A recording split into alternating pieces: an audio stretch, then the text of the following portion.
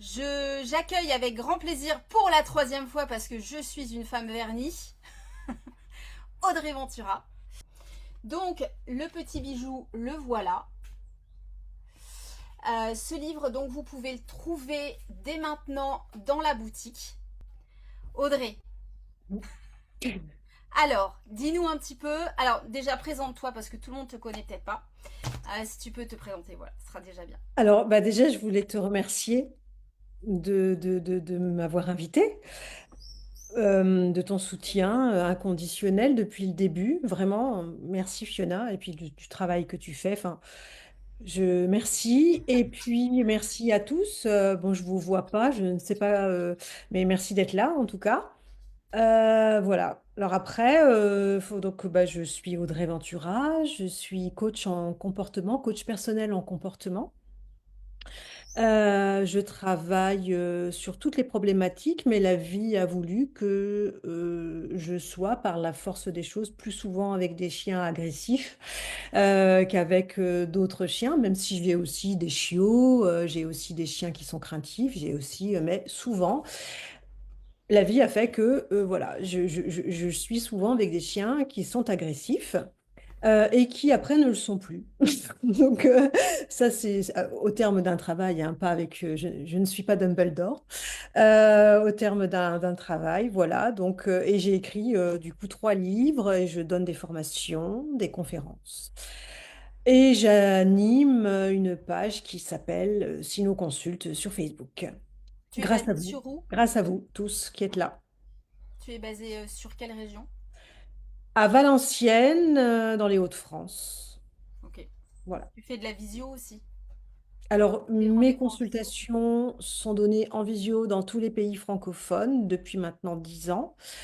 Je travaille via des protocoles vidéo. Je fais de l'analyse vidéo très précise sur des cas je travaille de manière très individualisée via des protocoles vidéo qui sont mis en place pour le client avec sa problématique, son chien. Et c'est vraiment un accompagnement au plus Personnel. près du binôme. Voilà, et Ok. pour l'étude, et ensuite sur le terrain, via des séances ou des stages de longue durée.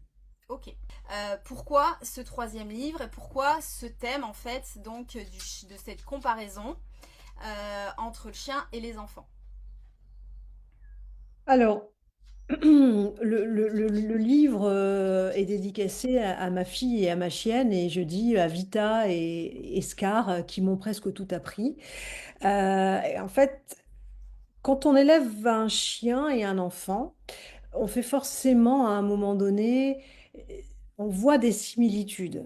Et ces similitudes, elles nous frappent et en même temps, on ne va pas tout de suite en parler.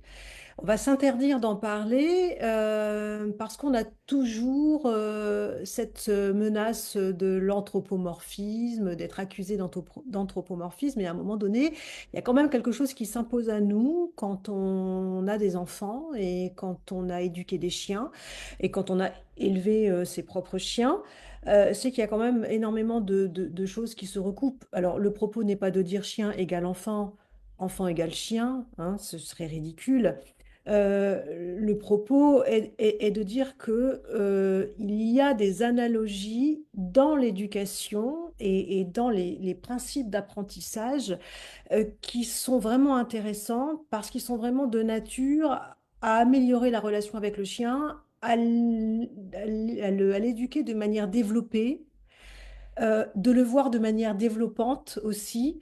Et comparer le chien à l'enfant, c'est pas le propos, c'est pas à ce niveau-là, c'est au niveau éducatif, au niveau relationnel, et on pourra y revenir, mais les principes d'apprentissage qui sont abordés par exemple Maria Montessori sont les principes d'apprentissage qu'on peut nous voir apprendre et appliquer avec le chien, notamment le principe de l'environnement maîtrisé, la connaissance, par exemple, des périodes sensibles, le fait de garder la motivation intacte et d'utiliser la sphère ludique pour l'apprentissage, le fait de connaître, de savoir que le chien et l'enfant ne maturent pas, leur cerveau ne mature pas dans le stress environnemental, l'attachement, le fait d'avoir une guidance stable,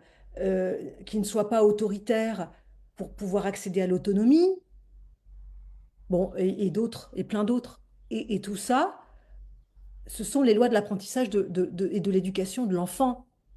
Vous voyez bien qu'on peut les appliquer sans aucun problème aux chiens. Donc, le propos du livre, il est là. Il est à ce niveau-là. Ok. Et je crois il y a eu tout un projet aussi autour de ce livre. En plus du contenu du livre, il y a une histoire d'enfant.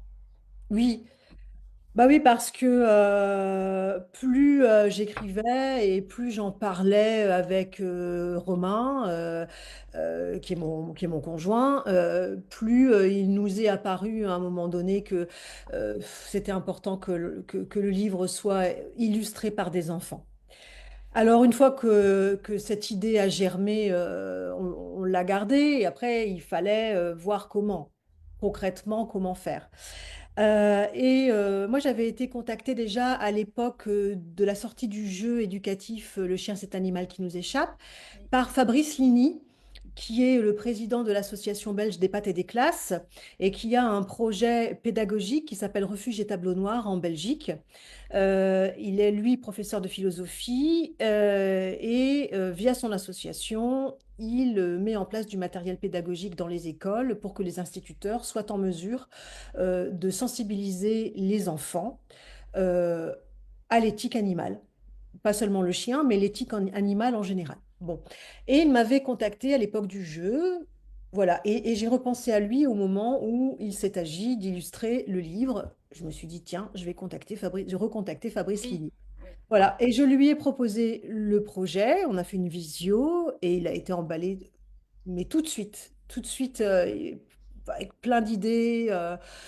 Bon, et ça m'a beaucoup aidé, et surtout ça m'a soulagé beaucoup qu'il trouve cette idée super. Chouette, Ça oui. m'a conforté. À un moment, écrire un livre, c'est plein de périodes de doute. On est tout Oui, le puis temps c'est dedans. un lien supplémentaire vraiment à l'enfant pour le coup. Parce que tu parles plus de chien que d'enfant dans ton livre, Ah oui, forcément. bien, Donc, bien sûr, mon propos, c'est le chien. Mon propos, ouais. bien sûr, c'est le chien. Et du coup, lui, bah, il m'a facilité le travail et il a contacté, donc il y a une dizaine d'écoles, des classes. Ce sont des enfants entre 6 et 8 ans. Et du coup, c'est lui qui a chapeauté le projet. euh, qui a été en contact avec les instituteurs, enfin, les institutrices, les enfants ont donc mis en image, on leur a demandé de dessiner. Alors on a eu une pléthore de dessins, il a fallu faire un choix, c'était très dur de choisir les dessins, mais voilà comment ça s'est passé. Et alors là, j'interviens dans les écoles pour leur présenter le livre, pas plus tard que jeudi Ah, dernier. super. Ils sont super émus de voir leur dessin et sont fiers. C'est sûr, oui, c'est sûr. Ah, c'est chouette. Ok, donc en fait, vous verrez, il y a combien d'illustrations d'enfants dans le livre? Tu sais ou pas? Ah, il y en a beaucoup. Oh là, non, Ouais, tu je ne sais pas, saurais t'as pas pas te... le. Ouais, ok. Non. Donc voilà, il y a pas mal d'illustrations en fonction des thèmes que Audrey aborde dans le livre qui sont très sympas et qui sont du coup en lien avec le contenu aussi. En fait, quand on a préparé le live, on s'est contacté par téléphone et je l'avais pas encore lu le livre. Et voilà un enfant turbulent qui ne s'est pas assez promené cet après-midi, n'est-ce pas?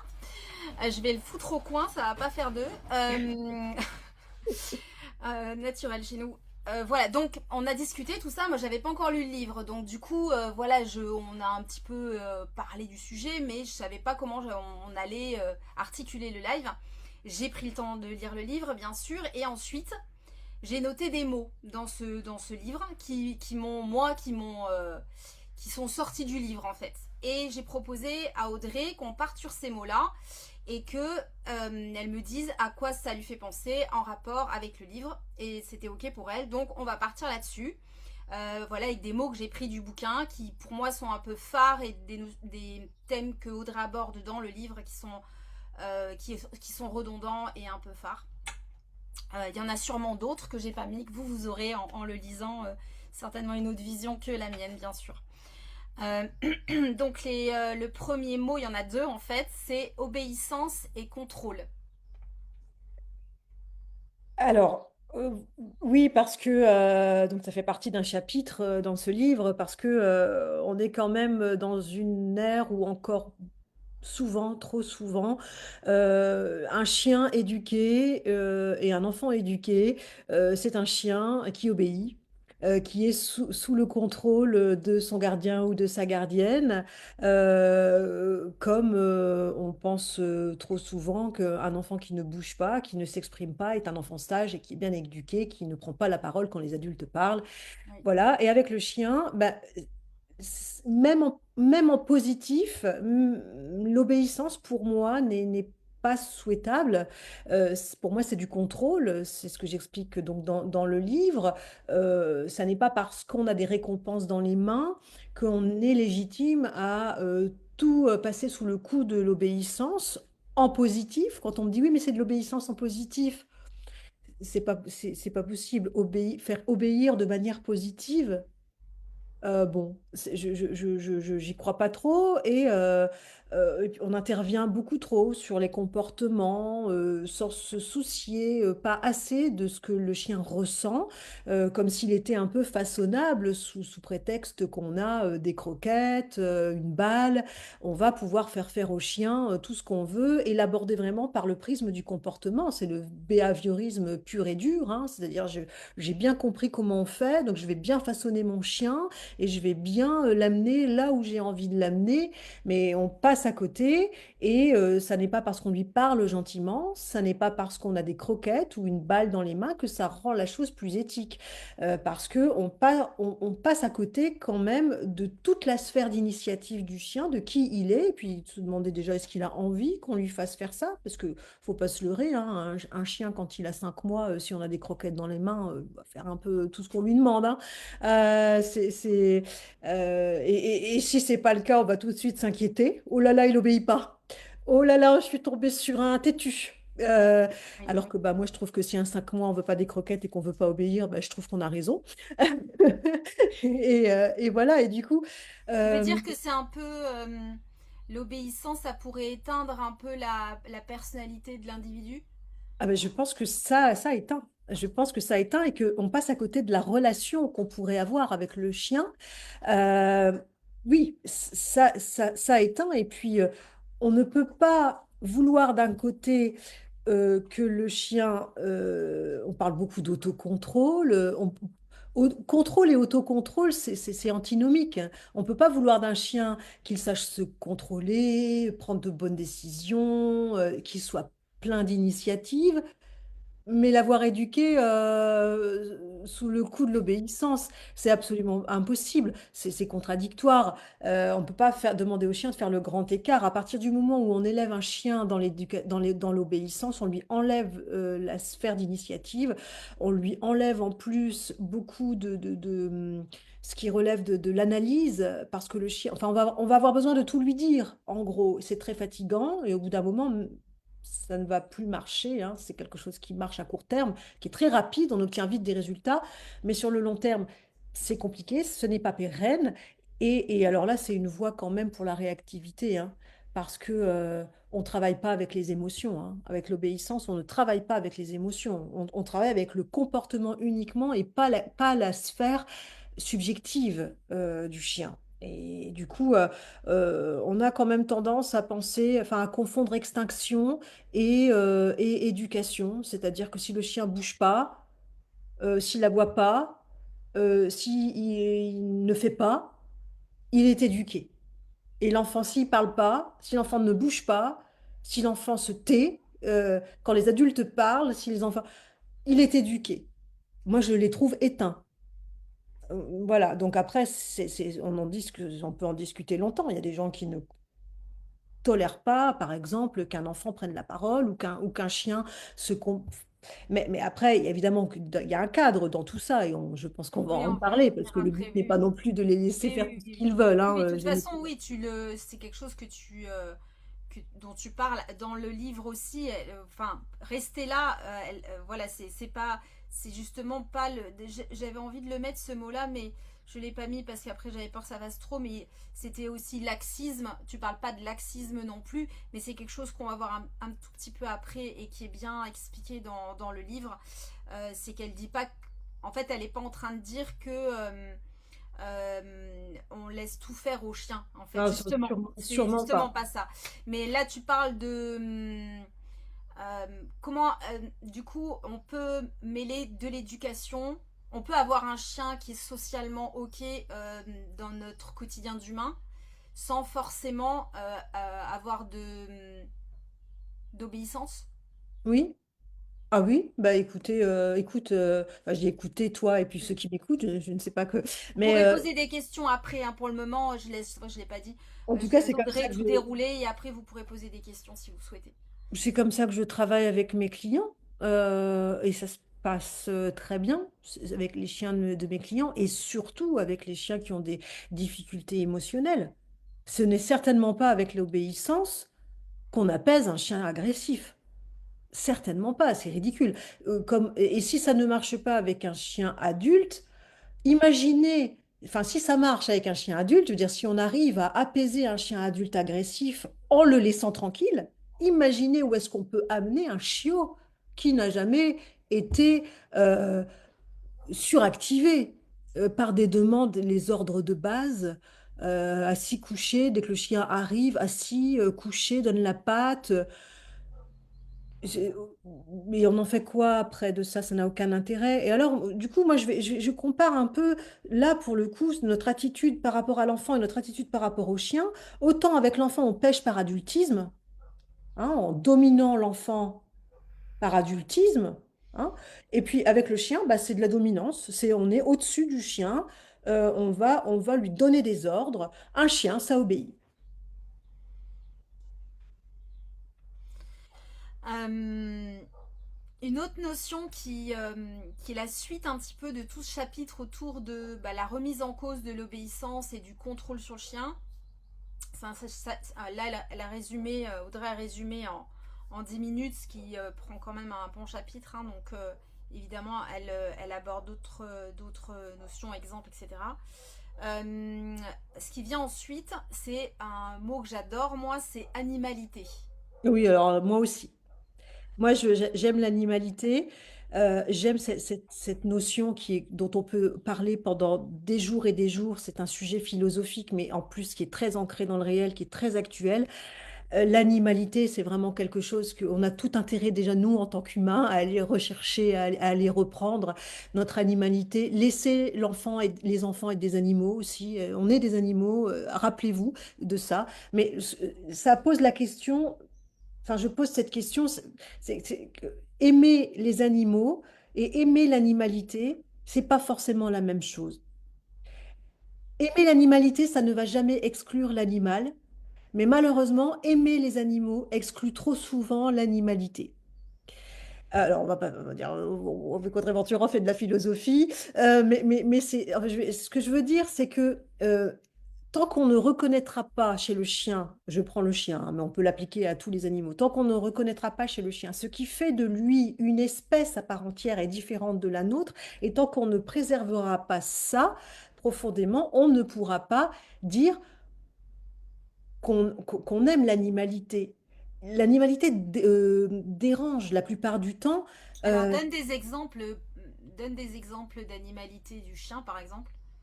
Ce ben, qui fait qu'il est un ben, tous chien, ces comportements qui peut déranger les humains. lui sont propres, cette envie de se rouler dans la boue, de marcher dans les flaques. Rentre si tu veux, rentre.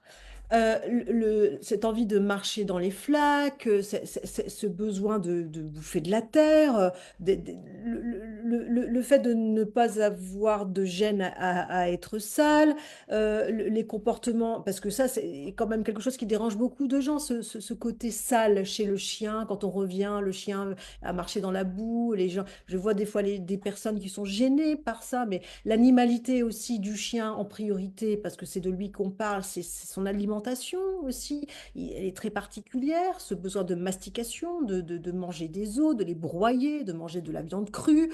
On va tout de suite chercher les conditions d'hygiène, les questions sanitaires. Et on va parler de propreté, mais il y a pas de microbiote, il y a pas d'immunité sans saleté. Il y a pas on les aseptise, il n'y a pas l'environnement aseptisé, la rusticité, l'animalité, tout ça vont vite vous faire passer pour des personnes qui sont sales, le fait de ne pas forcément être dérangé. Moi, je ne suis pas quelqu'un, par exemple, qui va être une obsédée des gamelles à nettoyer 3 fois les gamelles d'eau par jour. La gamelle d'eau de ma chienne, elle est pleine d'anticorps. Alors, elles sont vidées, rincées, mais pas parce que c'est ce côté-là, et c'est valable aussi pour les enfants, d'arrêter de les laver 3 fois par jour, d'arrêter, vous voyez, c'est tout ce côté-là de rusticité qui nous protège en fait, qui nous protège des maladies, qui protège le chien de plein de pathologies, euh, et qui nous ramène à la nature, qui nous ramène au bon sens rustique. Euh, et puis tous les comportements propres au chien, hein, le chien qui se lèche, le chien qui se lèche les parties génitales, le chien, les comportements, il y en a plein d'autres. Pas Et, passer 10 minutes sur un caca dégueulasse. voilà, de dire que non, mais il doit pas tout manger, il mange il mange ce qu'il trouve, mais aussi, mais avec la zoopharmacognosie, on voit bien si on regarde un petit peu que le chien ne mange pas n'importe quoi. Alors, hormis ceux qui font du pica, hein, qui mangent des matières plastiques, qui mangent des matières. Mais si on regarde un petit peu les chiens qui vont manger de la terre, les chiens qui vont choisir certaines herbes, tout de suite, dès qu'un chien mange de l'herbe, oh là là, il mange de l'herbe, il digère mal. Mais non, non, pas forcément, non. Le chien mange de l'herbe, le chien a toujours mangé de l'herbe. D'ailleurs, on appelle cette herbe le chien-dent. C'est qu'il y a une raison, c'est que le chien affectionne cette herbe en particulier. Et on ne les laisse pas assez faire, on ne les observe pas suffisamment. Moi, j'ai vu, je vois régulièrement ma chienne faire des choses qui me fascinent. L'hiver dernier, j'ai posté une vidéo d'elle. Là où on habite sur l'étang, il y a des noyers. Elle choisit les noix. Elle choisit les noix. Je vois bien qu'elle choisit les noix qu'elle mange, qu'elle casse. Elle ne mange pas toutes les noix. Elle choisit les noix sèches, les noix propres. Elle sait. Comment elle le sait? Mais est-ce que c'est de l'instinct? Est-ce que c'est son odorat qui lui indique? Mais c'est pareil avec les tortues de terre. Ce sont les meilleurs botanistes qui soient. Moi, j'ai une tortue de terre. Si il y a de l'euphorbe dans son enclos, elle est en liberté. Elle ne mangera jamais des plantes toxiques et pourtant je ne les lui retire pas. Elle ne les mange pas. Si j'étais là à tout désherber, peut-être que je vais lui faire perdre quelque chose. Peut-être que je vais lui faire perdre cette connaissance qu'elle a de manière instinctive. Bon, et alors, il y a beaucoup d'hypocrisie dans tout ça, parce qu'on va crier à l'anthropomorphisme à toutes les sauces, dire que le chien n'a pas de sentiments, qu'il n'a pas les mêmes émotions, enfin qu'il a des émotions, mais pas toutes, hein, qu'il aurait des proto-émotions. Euh, et ces mêmes personnes qui vont crier à l'anthropomorphisme, dès qu'on va dire que le chien a des sentiments ou du ressentiment, ces mêmes personnes ne vont pas connaître l'éthologie canine. Mais si tu connais pas l'éthologie canine, il n'y a pas me dire à moi, après, que je fais de l'anthropomorphisme quand je dis que ma chienne peut éprouver du ressentiment, peut être pendant plusieurs jours dans une ambiance affective particulière parce qu'il s'est passé quelque chose, qu'on ne vienne pas me dire que ça n'existe pas chez le chien sous le coup de l'anthropomorphisme quand on ne connaît pas l'éthologie et on ne comprend pas qu'un chien a besoin de faire tout ce que je viens de parler, de dire. Ouais, il y a une espèce de contradiction. Là, l'anthropomorphisme, c'est quand ça nous arrange un petit peu quand même, hein. Et du coup, Oui, mais après, la comparaison, bah, ce que tu viens d'évoquer là, avec le chien, effectivement, avec les enfants, où il faut pas toucher le bébé quand il est petit, il faut pas que ça soit enfin, faut que ça soit que les parents, faut pas qu'il y ait des étrangers qui touchent le bébé quand il est tout petit. Moi, c'est des choses que j'ai pu entendre. Il faut pas qu'il soit dans la terre, faut pas qu'il mette des trucs dans la bouche. Enfin, c'est vrai qu'on est sur des comportements potentiellement équivalents. Après, tout le monde n'est pas comme ça, hein, mais non, c'est ah quelque non, bien chose. sûr. C'est quelque chose qu'on peut entendre et du coup et puis après il y a aussi le côté chien, par exemple avec le chien qui va chasser quoi et qui va, moi j'ai déjà été en balade avec des chiens qui ont pu tuer des animaux et dont les personnes ont, enfin, et les personnes ont été extrêmement choquées du Ah comportement oui, de leur chien, oui. alors qu'en fait, à la base, c'est quand même c'est leur job, c'est pour ça qu'ils ont été créés, on va dire, par l'homme, en tout cas, voilà, manipulés, etc. Donc, alors que voilà, ça peut être choquant d'un point de vue humain, mais eux, ils n'ont pas de moralité, en fait, ils vont pas Non, dire dans c'est la bien, c'est prédation, pas il n'y a bien. aucune moralité. Ça, c'est Oui, il n'y sûr a pas de que. notion de bien ou euh, de mal à ah tuer une non, petite dans la souris prédation. ou voilà. Quelque chose de très froid. La prédation, c'est quelque chose d'instinctif, qui va chercher le chien dans tout ce qu'il a de plus ancien. Certains chiens ne le sont pas du tout. D'autres le sont beaucoup. La vraie prédation au sens éthologique du terme, c'est-à-dire tuer la proie pour la manger. Bon, il se trouve que moi, la mienne, elle est comme ça. Et effectivement, ça choque certaines personnes.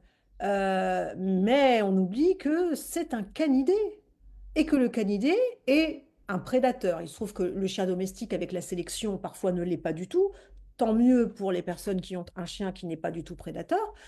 Mais voilà, l'animalité, on a tout à gagner en la respectant un petit peu plus chez le chien et en essayant de la retrouver nous-mêmes.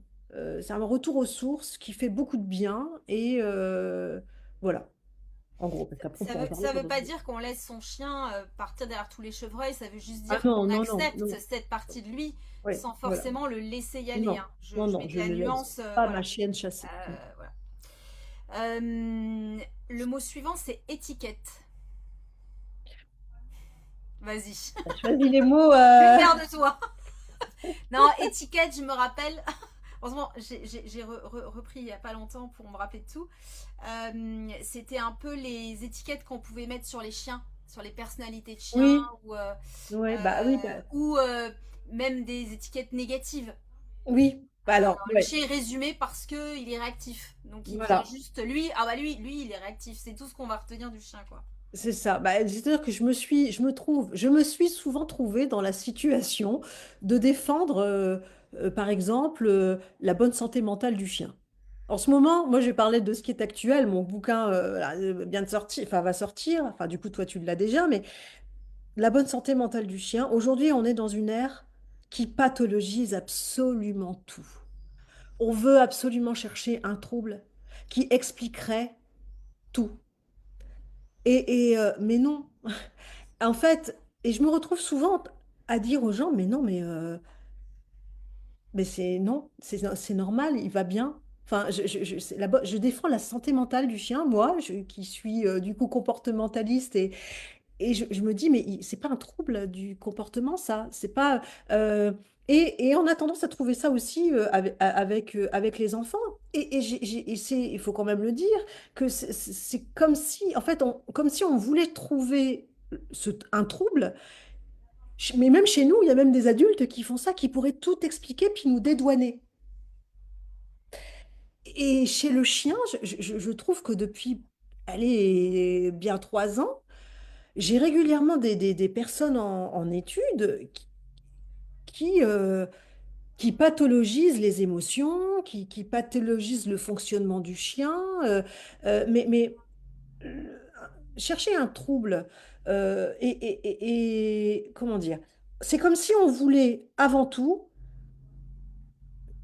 savoir ce que le chien a avant de comprendre qui il est.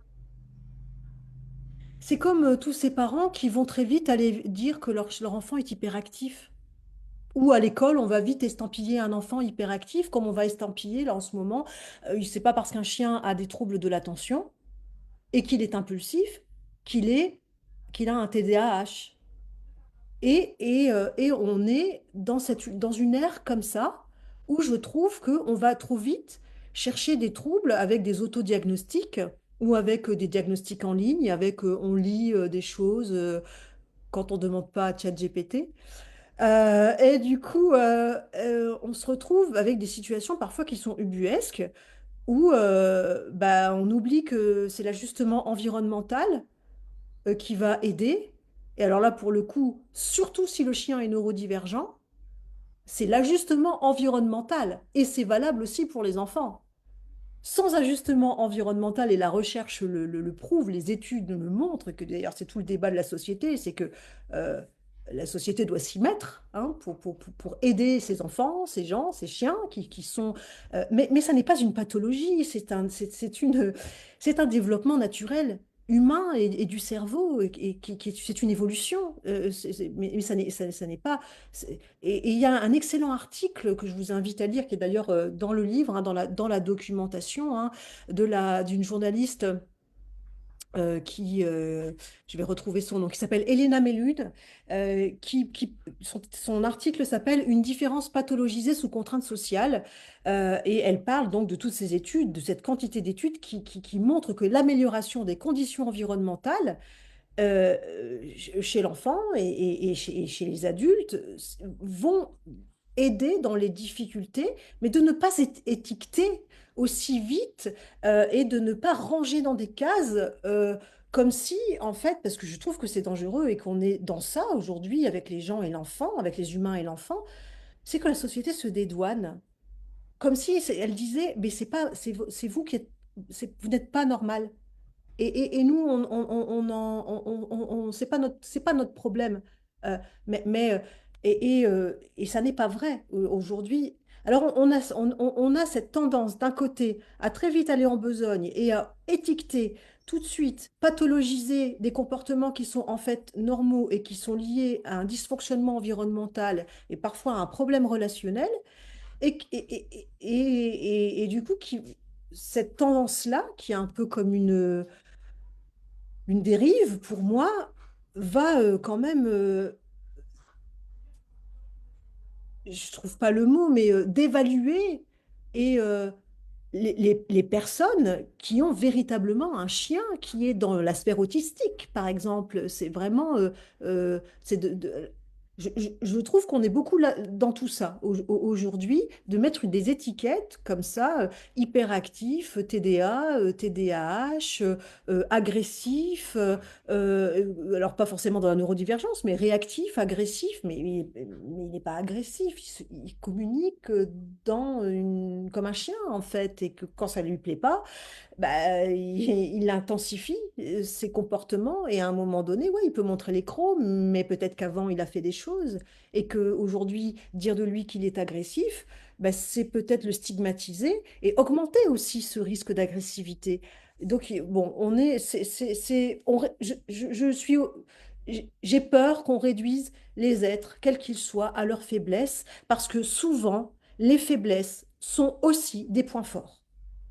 Donc, les étiquettes, moi, je les ai subies dans mon enfance, dans ma vie d'adolescente, dans ma vie de jeune adulte. Ma fille a subi aussi les étiquettes à l'école. Euh, Ça va trop vite, ça n'est souvent fondé sur rien. Et quand c'est fondé, quand c'est sérieusement diagnostiqué, c'est comme si on disait... la société ne s'en mêle pas. La société ne, voilà. Donc, c'est un sujet qui est développé dans mon livre, hein, parce que c'est quelque chose que moi, je vis avec le chien. Par exemple, j'en parle, hein, j'ai eu à suivre pendant presque 2 ans une chienne qui a été donc diagnostiquée Asperger, et le conseil avait été donné de ne plus la sortir de chez elle. Parce que elle ne savait pas communiquer, soi-disant, et tous ses comportements étaient justifiés par cette étiquette Asperger. Sa gardienne, tout en ayant accueilli le diagnostic d'Asperger, n'a pas accueilli la mesure, n'a pas accueilli les conseils qui ont été donnés et est venue me voir avec cette chienne, avec un gros travail en gestion environnementale, avec une bonne compréhension de la sphère subjective, une bonne compréhension de qui est cette chienne, de ce qu'elle veut, de ce qu'elle ne veut pas, de ses besoins, avec un bon relationnel avec la gardienne, en préservant, en gardant dans un coin de notre tête cette neurodivergence, mais en ajustant l'environnement. Cette chienne a fait des progrès incroyables et elle vit aujourd'hui à peu près normalement avec sa gardienne qui la comprend beaucoup mieux, qui sait ce qu'elle doit faire. Mais bien sûr que cette chienne communique, bien sûr que parfois elle communique moins. Mais il faut pouvoir voir tout ça, mais en tout cas, le conseil de dire non, non, mais elle est neurodivergente, elle est Asperger, et du coup, on la met de côté, et puis elle reste chez elle, parce que de toute façon, bah pour moi, ça, c'est aussi ce qu'on fait avec certains enfants, et c'est inadmissible.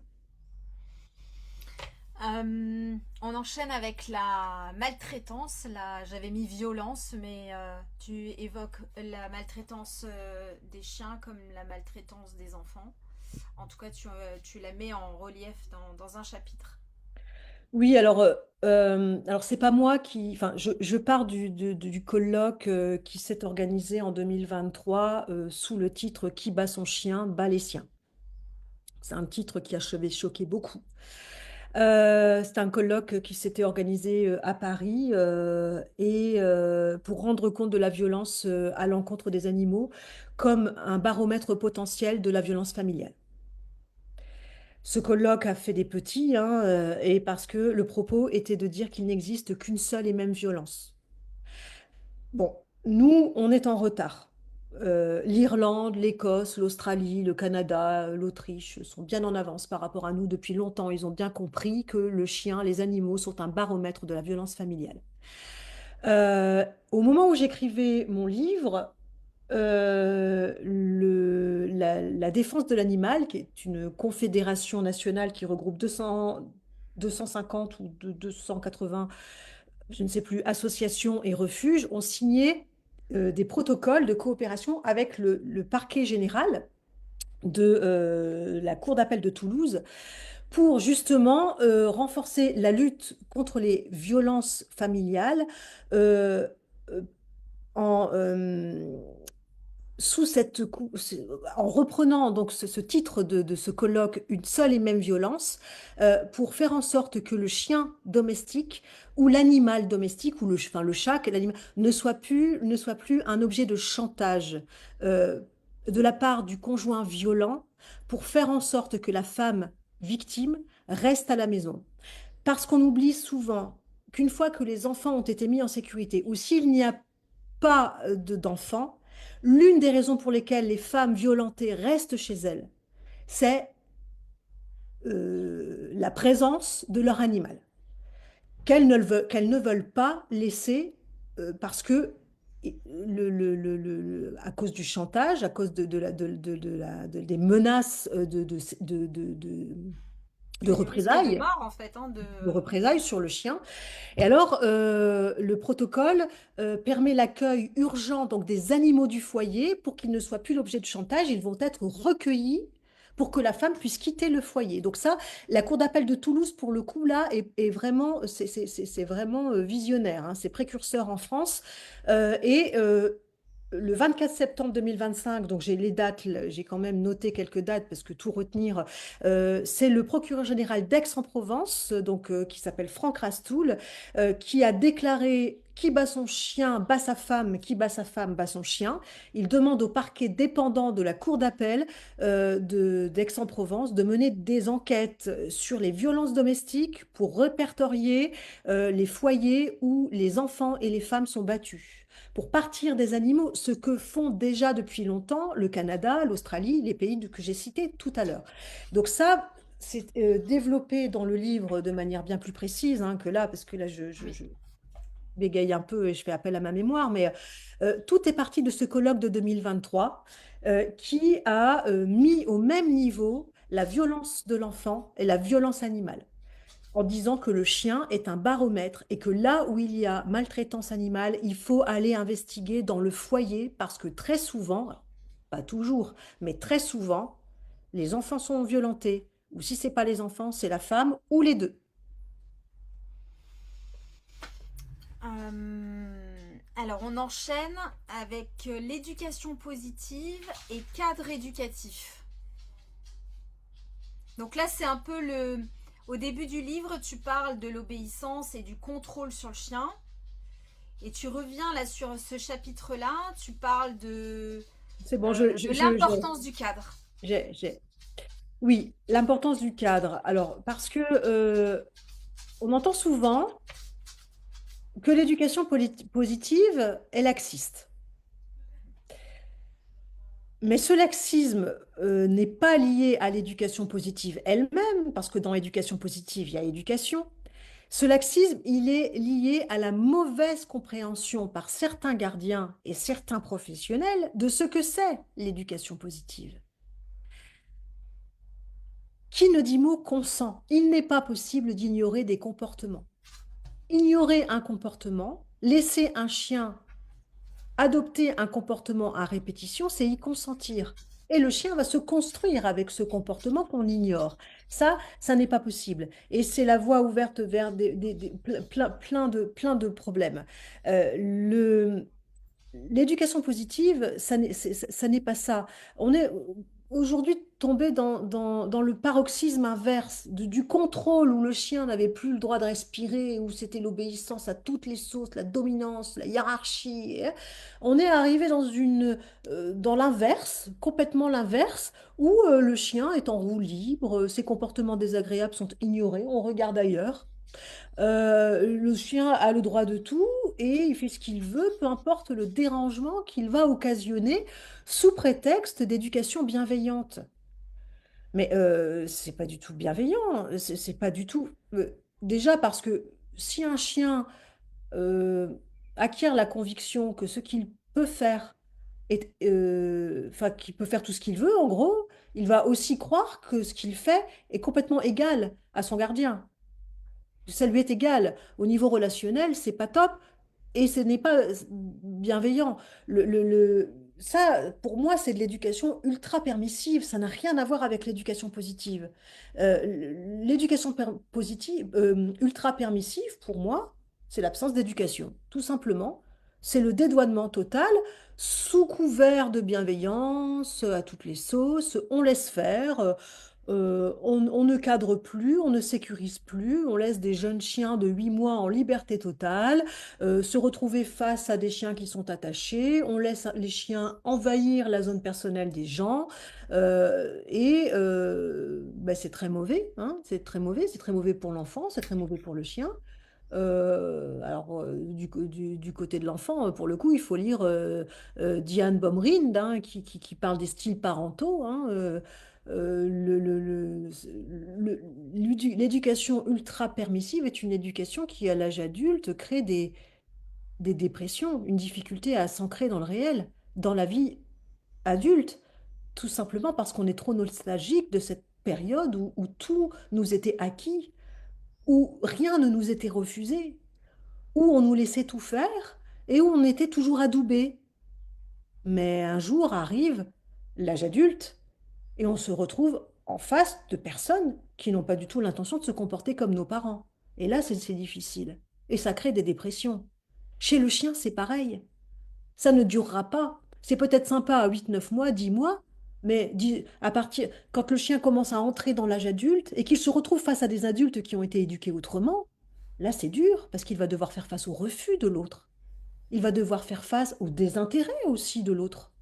Et ça n'est pas possible parce qu'on lui a fait croire qu'il était très intéressant tout le temps, on lui a fait croire que toutes ses demandes d'interaction doivent être exaucées, on lui fait croire que qu'il a le droit de tout, il prend des décisions sur tout, il fait ce qu'il veut, et on croit que ça, c'est l'éducation positive. Moi, j'entends parfois ça, que le chien, il a besoin d'être en liberté, il faut les laisser se débrouiller. Mais quel est votre rôle dans tout ça finalement, du coup? C'est quoi votre rôle à vous en tant que gardien ou gardienne?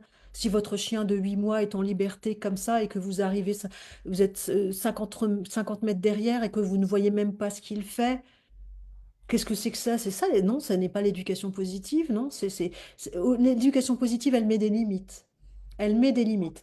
Apprendre le respect de l'autre, apprendre le désintérêt de l'autre, apprendre la déception d'un refus, ça fait partie de l'éducation. Apprendre la frustration, ça fait partie de l'éducation positive aussi. On va s'y prendre autrement, ça c'est clair.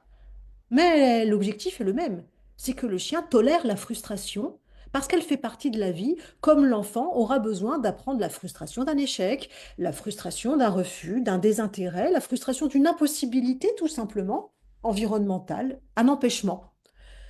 Il est souhaitable quand même que les chiens et les enfants soient éduqués dans ce sens-là, de manière positive, de manière bienveillante, avec le temps, avec la patience, mais poser un cadre éducatif, c'est garantir la sécurisation affective, la sécurisation personnelle, la stabilité relationnelle, mais surtout la stabilité émotionnelle à l'âge adulte. Il n'est pas difficile pour moi, mais je pense aussi pour plein de gens, de comprendre assez vite que l'adulte, quel enfant l'adulte que l'on a en face de soi a été et quelle éducation il a reçue. Ça n'est pas compliqué. Les travers sont les mêmes pour le chien.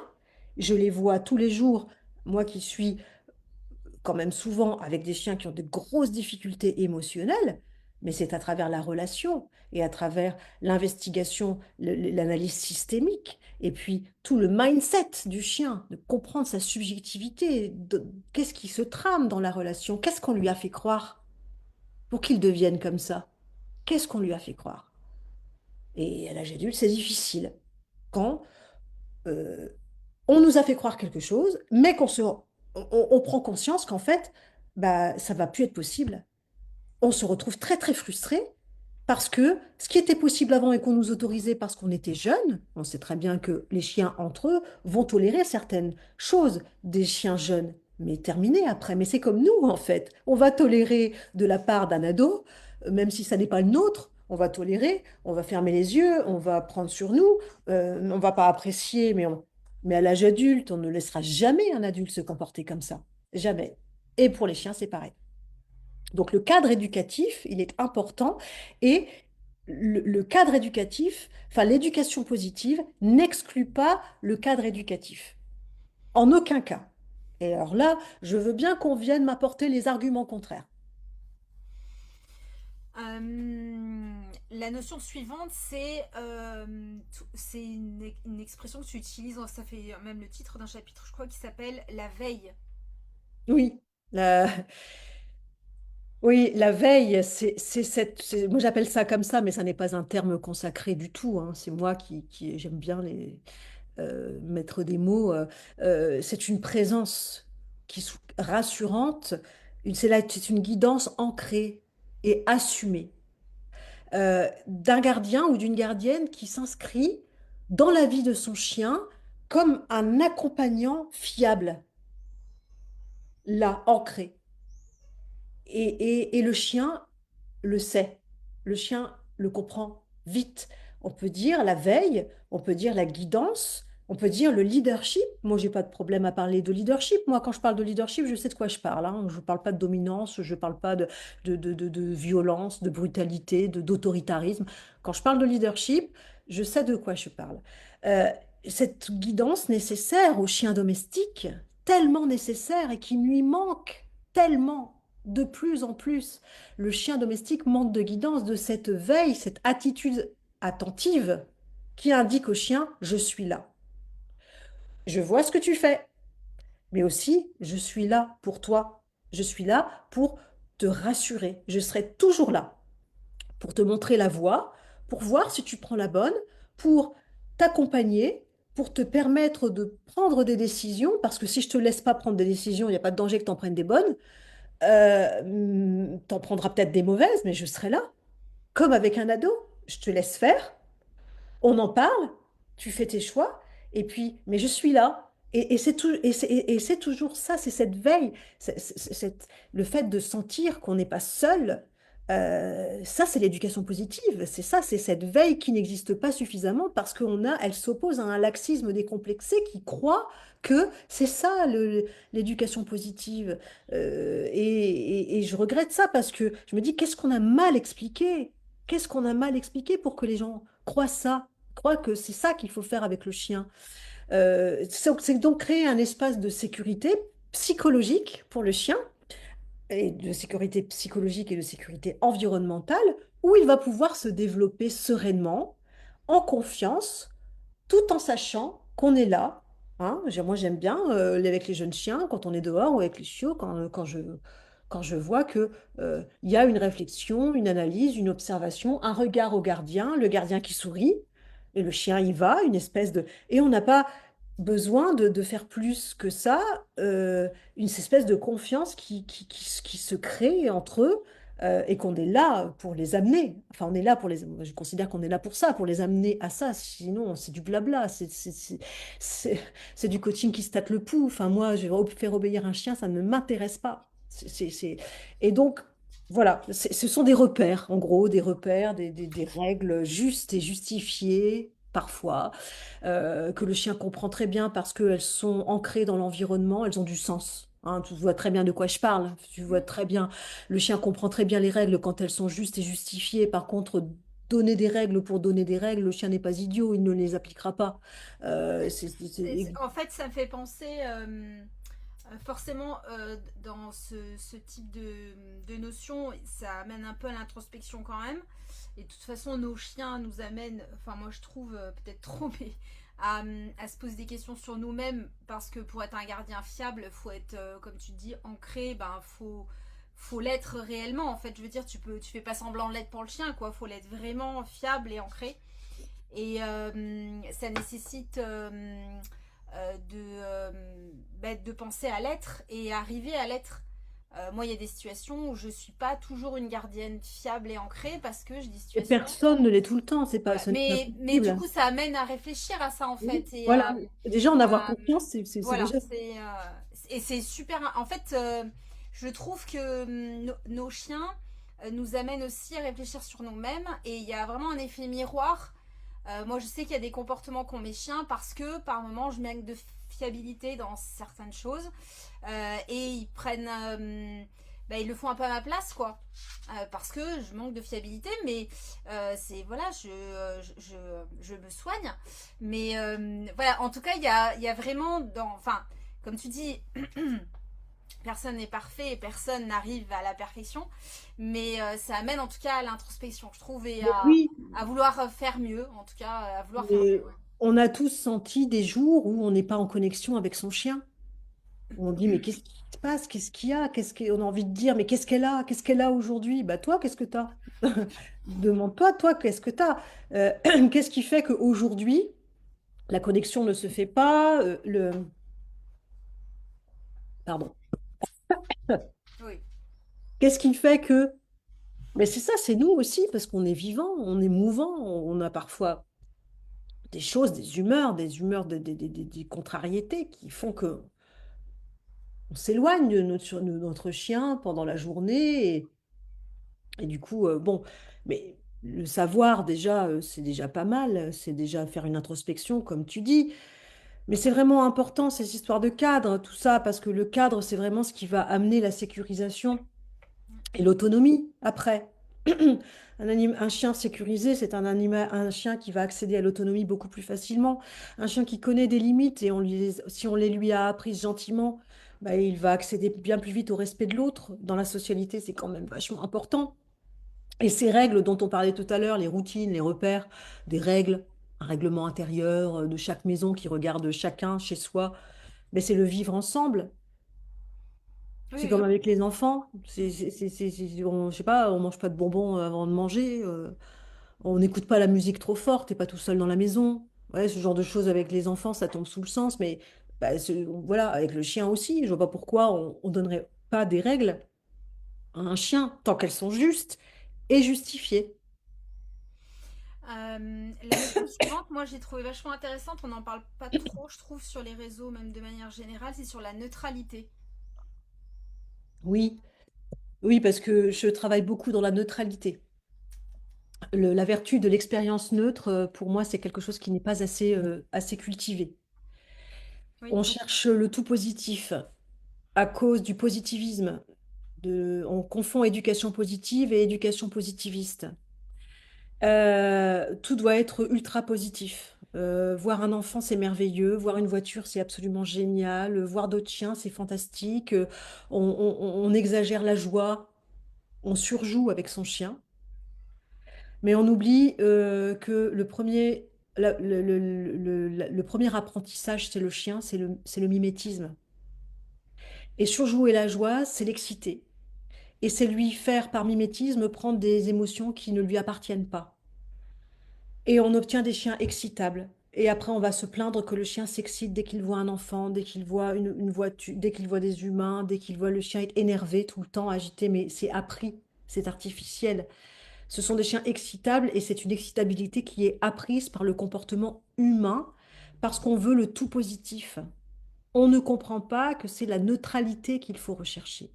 C'est l'observation neutre, l'intérêt, certes, bien sûr, l'intérêt, l'observation tranquille, et laisser le chien avoir le droit de vivre ses propres émotions et pas aller lui coller les nôtres en disant ouais, c'est super, oh là, un chien, ouais, c'est un copain, c'est un copain. Et après, on me dit, mais le chien, il est hyper excitable et quand il voit un chien, il n'en peut plus. Dès qu'il voit un chien, il veut y aller, il saute en bout de longe. Il est pas méchant, hein, mais il est super frustré de pas y aller. Ben ouais, mais vous lui avez fait croire que les chiens, c'était génial. Mais c'est normal de voir un chien en vie dans une société, il y a des chiens partout.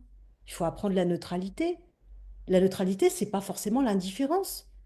Ça n'est pas l'indifférence d'ailleurs. C'est je vois un chien, et on va pas en faire tout un plat, parce que si je fais tout un plat de voir un chien à chaque fois, ça va être très pénible. Comme si je fais tout un plat de voir un humain.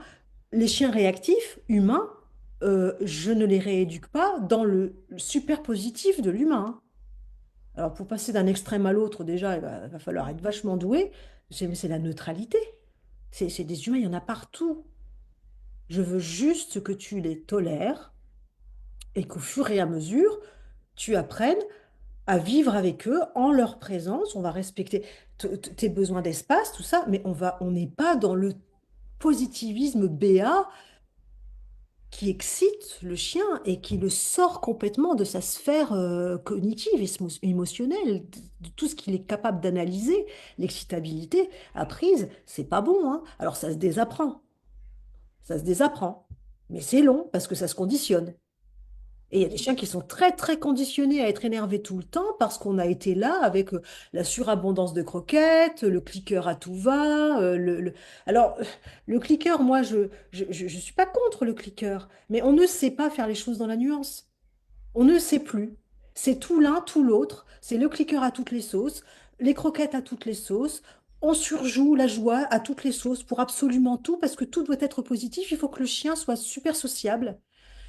Et après, ben, on va s'en plaindre. C'est une catastrophe. Ces chiens-là ne sont pas particulièrement plus faciles à vivre qu'un chien qui est agressif, hein.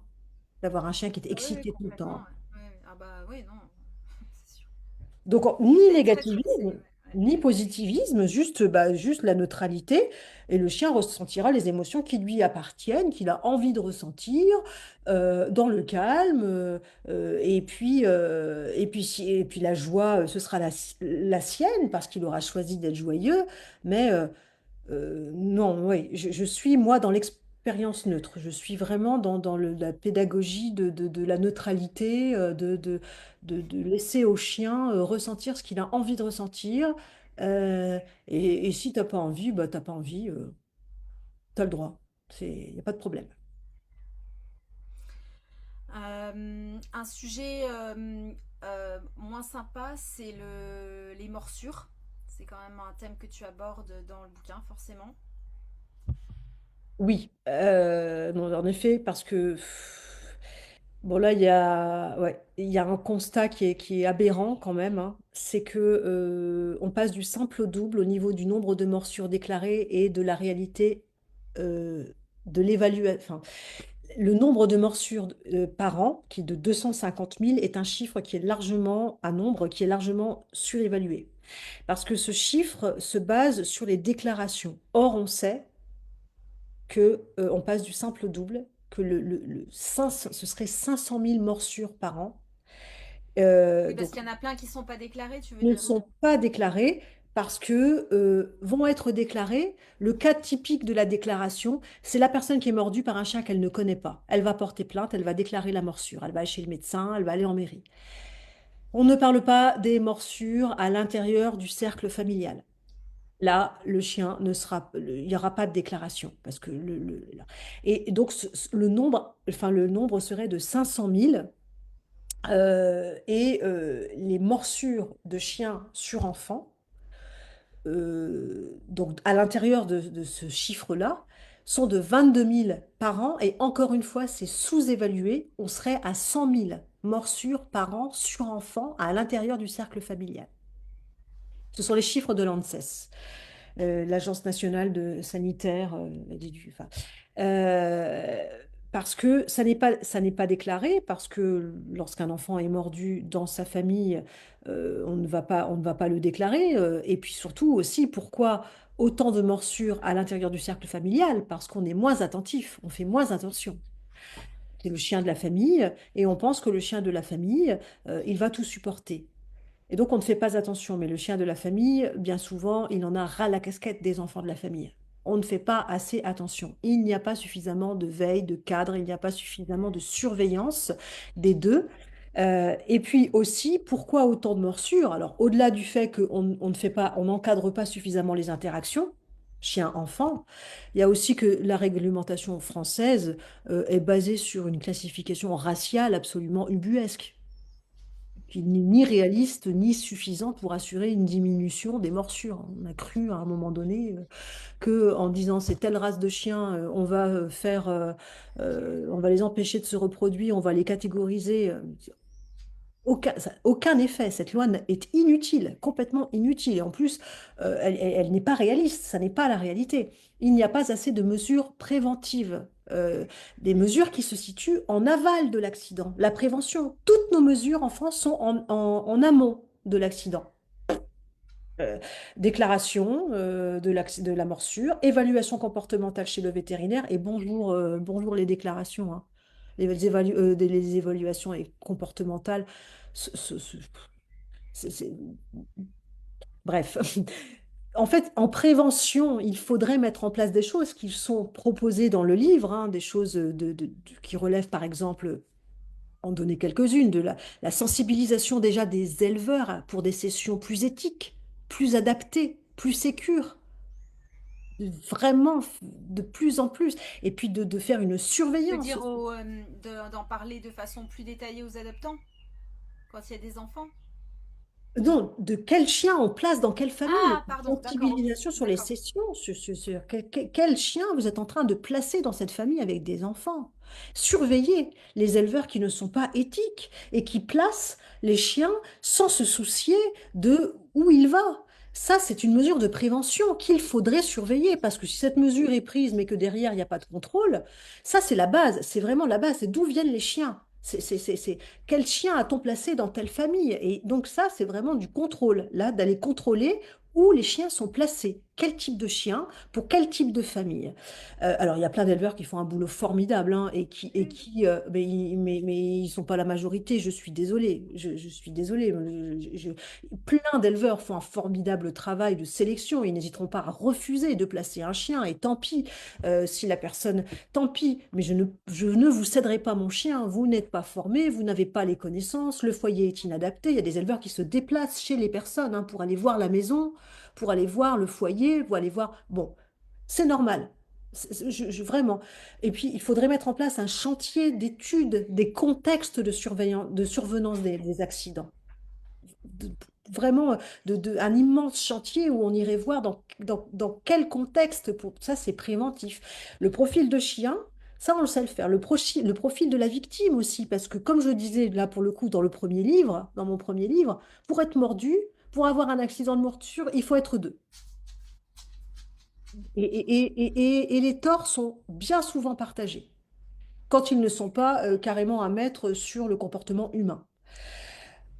Il y a plein de mesures comme ça que Oui, je oui, développe, on sur va quoi? passer parce qu'il y a, bon, mais voilà. Et il y a des choses, la sensibilisation des enfants. C'est fondamental. C'est fondamental. C'est la génération qui va. Et moi, il me fascine, les enfants, de voir avec quelle facilité ils sont capables de restituer très vite des informations claires qu'on leur a données. Ils sont capables bien plus vite que les adultes de comprendre. J'ai fait jeudi, on était avec Fabrice Ligny, on était bluffés. J'ai passé des photos d'interaction canine par empathie, juste par l'observation, les enfants ont été capables de me donner les émotions des chiens, juste parce qu'on leur laisse le temps d'observer sur des photos et avec précision. Et juste parce qu'avant, on avait fait un peu de théorie sur les postures et tout ça. Il faut former les enfants, il faut vraiment aller dans les écoles, mais encore une fois, on est en retard, ça n'est pas intégré dans les programmes de l'éducation nationale, pas du tout. Ça n'est pas obligatoire. Ce qui existe est au bon vouloir des rectorats, des académies, des professeurs, des instituteurs, et avec les connaissances qu'ils ont. C'est pour ça que d'ailleurs Fabrice Ligny, avec Refuge et Tableau Noir, fournit du matériel pédagogique pour être sûr que ce qui est dit est valable. Ouais. Après, former les parents aussi, ça serait vraiment bien, quoi. Au moment de l'adoption du chien, connaître les signaux d'inconfort du chien, les situations qui peuvent être problématiques pour les parents, parce que les enfants, jusqu'à ce qu'ils aillent à l'école, ils seront pas capables de comprendre ce qui se passe. Et donc là, c'est aux parents vraiment d'être hyper vigilants et d'être attentifs. Là, tout à l'heure, je veux faire une vidéo sur le phoning. Et en fait, j'ai cherché des vidéos exemples. Et alors là, je suis allée sur TikTok. Et bah, j'en ai vu des milliers, hein, des vidéos, mais il y a tellement, tellement de choses qui sont faites dans l'inconfort du chien. Les gens vont faire des petits loves en commentaire et tout, alors qu'en fait, on voit tellement que le chien il est pas bien et qu'il prend tellement sur lui pour pas bouffer le gosse. Sur Et en fait, mais Instagram, les c'est gens une ne horreur. savent pas en fait lire ce qui se passe. Ils ne savent pas ce qui se passe en fait. C'est dramatique en fait pour le chien et pour l'enfant quoi. Ensuite, parentalité et guidance. Ben oui, en fait, on en a un peu Oui, parlé tout à l'heure. avec le cadre. Ouais. Vraiment, là, pour le coup, c'est le parallèle éducatif entre les besoins du chien et les besoins de l'enfant. Et là, si on part de John Bowlby, qui a mis en place la théorie de l'attachement, hein, tout part de John Bowlby, la théorie de l'attachement chez l'enfant, hein. On croyait avant, en gros, que il fallait laisser pleurer le bébé, pour qu'il devienne autonome, il fallait, comme on va penser, que le chiot, eh ben, il faut qu'il accède vite à l'autonomie, donc il doit dormir tout seul, apprendre à dormir tout seul. Sauf que ça développe beaucoup d'anxiété, quand on fait ça, on ne fait que développer un attachement anxieux. Pour développer un attachement sécure, il faut développer les bases sécuritaires et laisser au chiot le droit de grandir à son rythme. Un chiot, si on se met à sa place, si on rappelle un petit peu que avant qu'il arrive chez nous, il dormait au chaud avec sa fratrie. Le chien est un dormeur social. Le chien aime dormir contre. Bon, maintenant, nous, quand on adopte un chien, enfin nous, souvent on voudrait que ça aille vite parce qu'on va reprendre le travail, il faut que le chien fasse ses nuits, il faut que le chien soit propre vite, il faut que le chien dorme tout seul, il faut que le chien... Mais tout ça ne fait que développer l'attachement anxieux. Et tout ce qu'on va vouloir accélérer au départ va créer des problèmes par la suite qu'on aura énormément de mal à, à régler. L'attachement, lorsqu'il est sécure, les bases sécuritaires, lorsqu'elles sont là, lorsque l'attachement est sain, lorsqu'on a montré au chiot, je suis là et je serai là. Et même si je m'en vais, je suis là. Quand je m'en vais, je suis encore là. Lorsque on fait ça, lorsqu'on permet au chiot au départ de dormir avec lui, de dormir, mais pas forcément dans la chambre. Si vous ne voulez pas que le chiot dorme dans votre chambre, c'est votre droit, mais descendez, dormez avec lui, au départ avec lui, accompagnez-le. Essayez, ou si vous n'avez pas un autre chien, pour ceux qui ont déjà des chiens, c'est évidemment plus facile, mais cet attachement doit être sécure et doit être solide. Et c'est comme ça que le chiot va accéder assez rapidement à l'autonomie. d'ailleurs, ça se vérifie à chaque fois, les gens me disent, bah en fait, il dort pas avec nous. Il dormait avec nous au début, puis maintenant, des fois, il dort dans le couloir ou carrément dans le salon. Il dort pas avec nous. Mais oui, mais parce que c'est bien la preuve. Il sait que vous êtes là. C'est bon, c'est gagné. Si votre chien, à un moment donné, s'éloigne et va dormir dans le canapé alors que vous lui avez permis de dormir dans le lit, c'est que l'attachement est sécure. C'est que, et ça le protège de l'anxiété de séparation, Et du coup, cette figure d'attachement-là doit être stable, elle doit être constante, elle doit être solide, et ça se joue dans les premiers mois. Il faut passer du temps, il faut faire preuve de patience. Et c'est la même chose avec l'enfant. C'est la même chose avec les petits-enfants, avec le bébé. Bon, là, du coup, bah,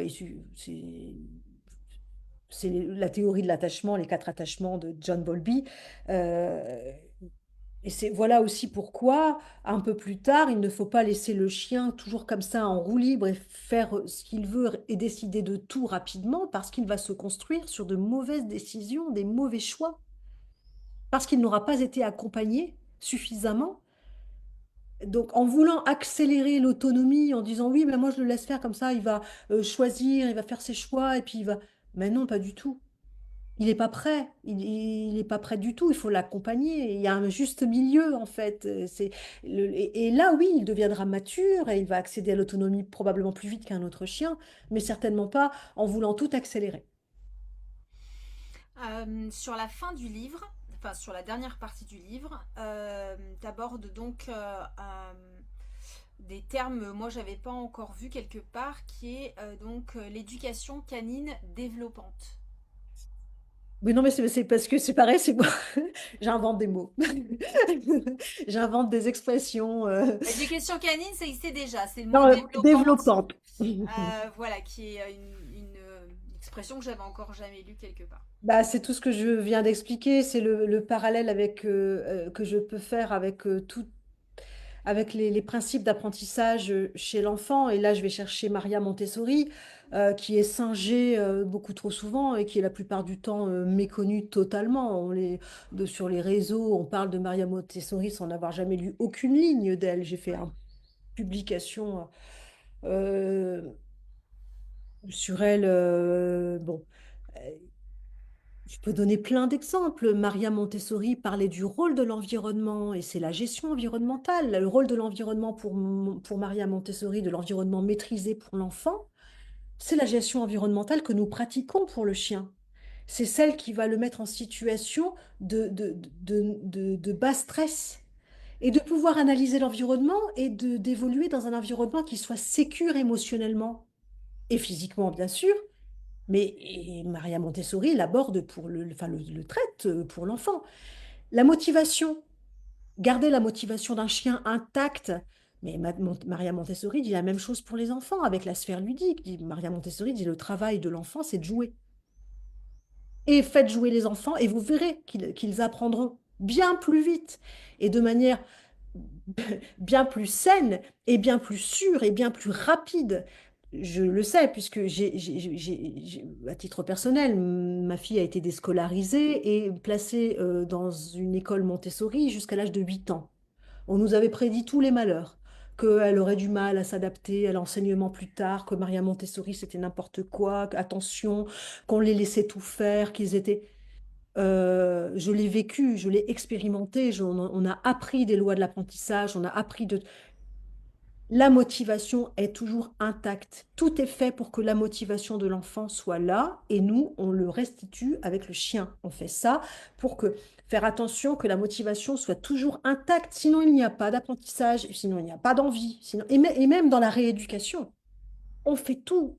Tous les protocoles qui sont mis en place sur le terrain sont faits surtout que le chien ait envie de revenir, que surtout le chien vive une expérience qui soit pas forcément super positive, mais juste il était bien et il s'est rendu compte de rien. Ça s'est passé, voilà, c'est nous qui avons travaillé, c'est le gardien qui bosse. Le chien, lui, il est là, c'était chouette, c'était sympa, c'était détendant, c'était apaisant. Voilà. Ça, c'est Maria Montessori. L'utilisation du renforcement et les limites.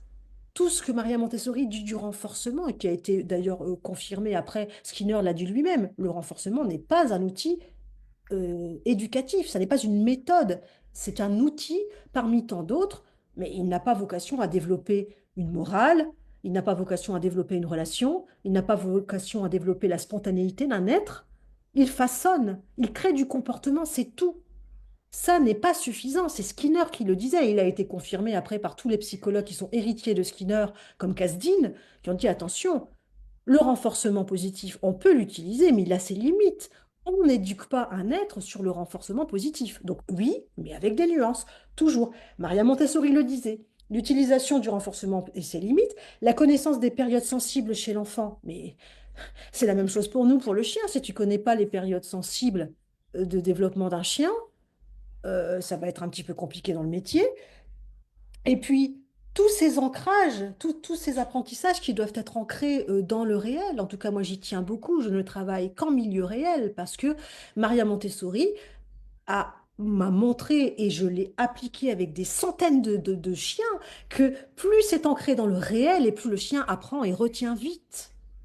C'est pour ça que je suis opposée à tous les apprentissages artificiels dans le salon, dans la cuisine.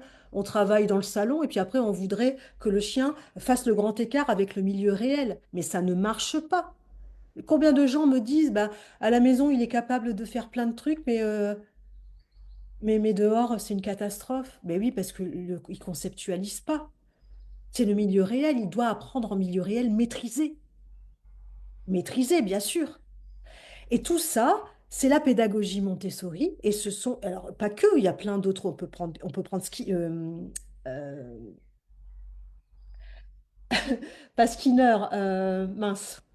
Bon, bref, c'est pas grave. Mais je veux dire, il y a plein de parallèles qu'on peut faire entre le chien et l'enfant en termes éducatifs, en termes d'apprentissage, qui ne sont pas du tout de l'anthropomorphisme, mais pas du tout. C'est là, pour le coup, ce sont deux êtres vivants, sensibles, émotifs, intelligents, évolutifs.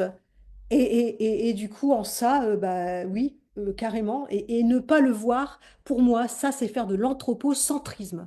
Ou comme disait Franz de Waal, de l'anthropodénie. Hein, penser que tout ça, ça nous appartient. Ce n'est que nous, les humains, qui sommes capables de faire tout ça. Pas le chien, qui est une sous-espèce. Les animaux, nous n'en sommes pas. Voilà. Donc, on n'est pas des animaux et on se place au-dessus et on va bien segmenter. Attention, parce que ça aide vraiment les chiens, et même surtout ceux qui ont des difficultés émotionnelles. Et le dernier mot, c'est le mot oublié. Oui, bah oui, c'est la fin du livre et c'est vraiment quelque chose qui me touche beaucoup, moi, et qui m'interpelle beaucoup. Je trouve que les chiens et les enfants sont oubliés de la société. J'avais écouté un podcast de Thierry Paco il y a quelque temps, enfin quelques mois, qui a justifié que je parle de ça dans mon bouquin, qui est spécialiste de l'urbanisme, où il parlait justement des enfants qui étaient complètement oubliés des villes. Et plus je l'écoutais parler des enfants dans dans les villes déshumanisées, et plus je me disais, mais tout ce qu'il est en train de dire est applicable aux chiens. On peut prendre son discours et remplacer chien par enfant, enfant par chien. Ça marche. Tout, absolument tout. Et d'ailleurs, j'ai regretté qu'il n'aille pas jusque-là, de ne pas dire, ben d'ailleurs, si on fait la ville mieux pour les enfants, elle sera mieux pour les chiens, mieux pour les personnes en situation de handicap, mieux pour les personnes neurodivergentes, mieux pour tout le monde en fait, même pour les personnes. Donc, et aujourd'hui, on a l'impression ils n'ont plus voix au chapitre. Quand on voit, c'est effarant, la tendance no kids dans les restaurants, dans l'offre touristique, interdit aux chiens et aux enfants, interdit de marcher dans les pelouses, interdit aux chiens, même tenus en laisse, de plus en plus. Et en octobre 2025, donc l'année dernière, il y a eu une marche sur les Champs-Élysées, 2000 chiens à peu près, et 2000 gardiens de chiens ont défilé pour réclamer le droit à une ville où il fait bon vivre. Ça, c'était en octobre 2025, et ça a quand même créé quelque chose, hein. On en a entendu parler notamment sur LinkedIn. Il y a beaucoup d'associations qui ont participé, hein, et le propos est de dire que les villes ne s'intéressent pas du tout à ce qui ne consomme pas, à ce qui ne produit pas, à ce qui ne se déplace pas rapidement, la voiture. À partir du moment où on est lent, à partir du moment où on ne consomme pas, on est mis à la marge de la société. Et tu consommes pas, tu produis pas, tu touches, tu explores, tu es curieux de tout, tu déranges. Euh, en plus, tu es salissant, en plus, tu vas crier, tu vas bouger trop, tu vas, et puis parfois marcher lentement, et puis parfois faire des pauses, et puis avoir besoin d'observer, tu vas avoir besoin, et on va pas penser à toi. On va pas penser, et on va penser à la voiture, on va créer beaucoup de parkings, créer beaucoup de parkings, on va créer beaucoup de... Et puis alors, du coup, on va faire semblant d'accueillir le chien et l'enfant. Comment? Le chien, on crée des parcs urbains horribles, euh, carcéraux, dévégétalisés. Moi, il me faudrait me payer pour mettre mon chien dans ce genre d'endroit. Et pour les enfants, on va leur créer des aires de jeu métalliques horribles qui sont à l'imagination ce que les parcs urbains sont à l'éthologie du chien. Et voilà, on va dire, bah, si, on accueille les chiens et les enfants, mais c'est pas ça, accueillir.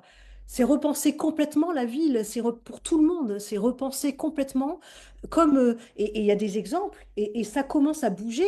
Il y a la ville de Lille qui a fait une charte du bon vivre et qui régulièrement piétonise les grandes rues à l'initiative de l'association Les Potentiels, les potes, les potes, les copains, les potes en ciel, où elle piétonise une ville, une rue, le temps d'un après-midi pour les enfants. Et qu'est-ce qu'on trouve dans cette rue, en plus des enfants? Je te le donne en mille, des gens et leurs chiens. Eh oui.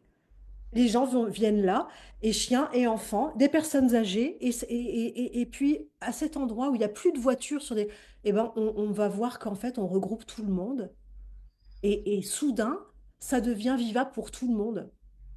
Donc en fait, quand on parle des oubliés de la société, quand on parle de faire une ville qui soit plus adaptée aux chiens, si la ville est plus adaptée aux chiens, elle sera plus adaptée à l'enfant. Elle sera plus adaptée à tout le monde.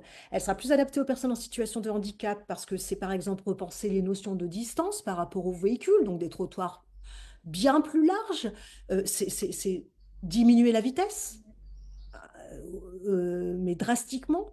C'est repenser à une architecture aussi qui soit moins dangereuse, moins agressive, dans ses angles, dans les arêtes. Combien d'architectures, on dirait que c'est fait pour pas qu'on monte dessus, quoi. Pour pas que les enfants montent dessus, pour pas que... Il n'y a pas d'aventure possible. Alors ça paraît idéaliste, hein, ça paraît... mais n'empêche que c'est quand même quelque chose qui est de nature à rendre tout le monde bien, bien plus heureux. Et pas seulement les personnes qui auraient des neurodivergences ou une difficulté ou des hypersensibles. Non, c'est tout pour tout le monde. Et par exemple, en Suède, ils font un truc qui est formidable et qu'on devrait faire partout. Je ne comprends pas pourquoi on n'y a pas déjà pensé. Les week-ends, les jours fériés et les vacances, les cours d'école et les terrains sportifs sont ouverts gratuitement. Tout cet espace inutilisé qui est fermé à clé pendant les vacances scolaires, pendant les jours fériés, tous les week-ends, tous ces espaces, mais tu te rends compte, les écoles sont ouverts et encore une fois pour les enfants, mais les gens y vont aussi avec leurs chiens. Alors après, évidemment, ça demande du civisme, hein, parce que qui Mm. dit je viens avec mon chien, je viens avec de quoi Sans ramasser les décroche. déjections de mon chien.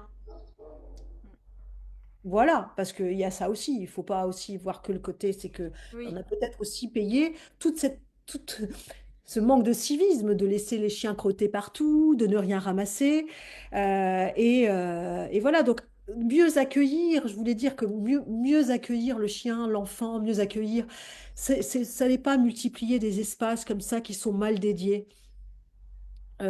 comme les parcs urbains, comme les aires de jeu.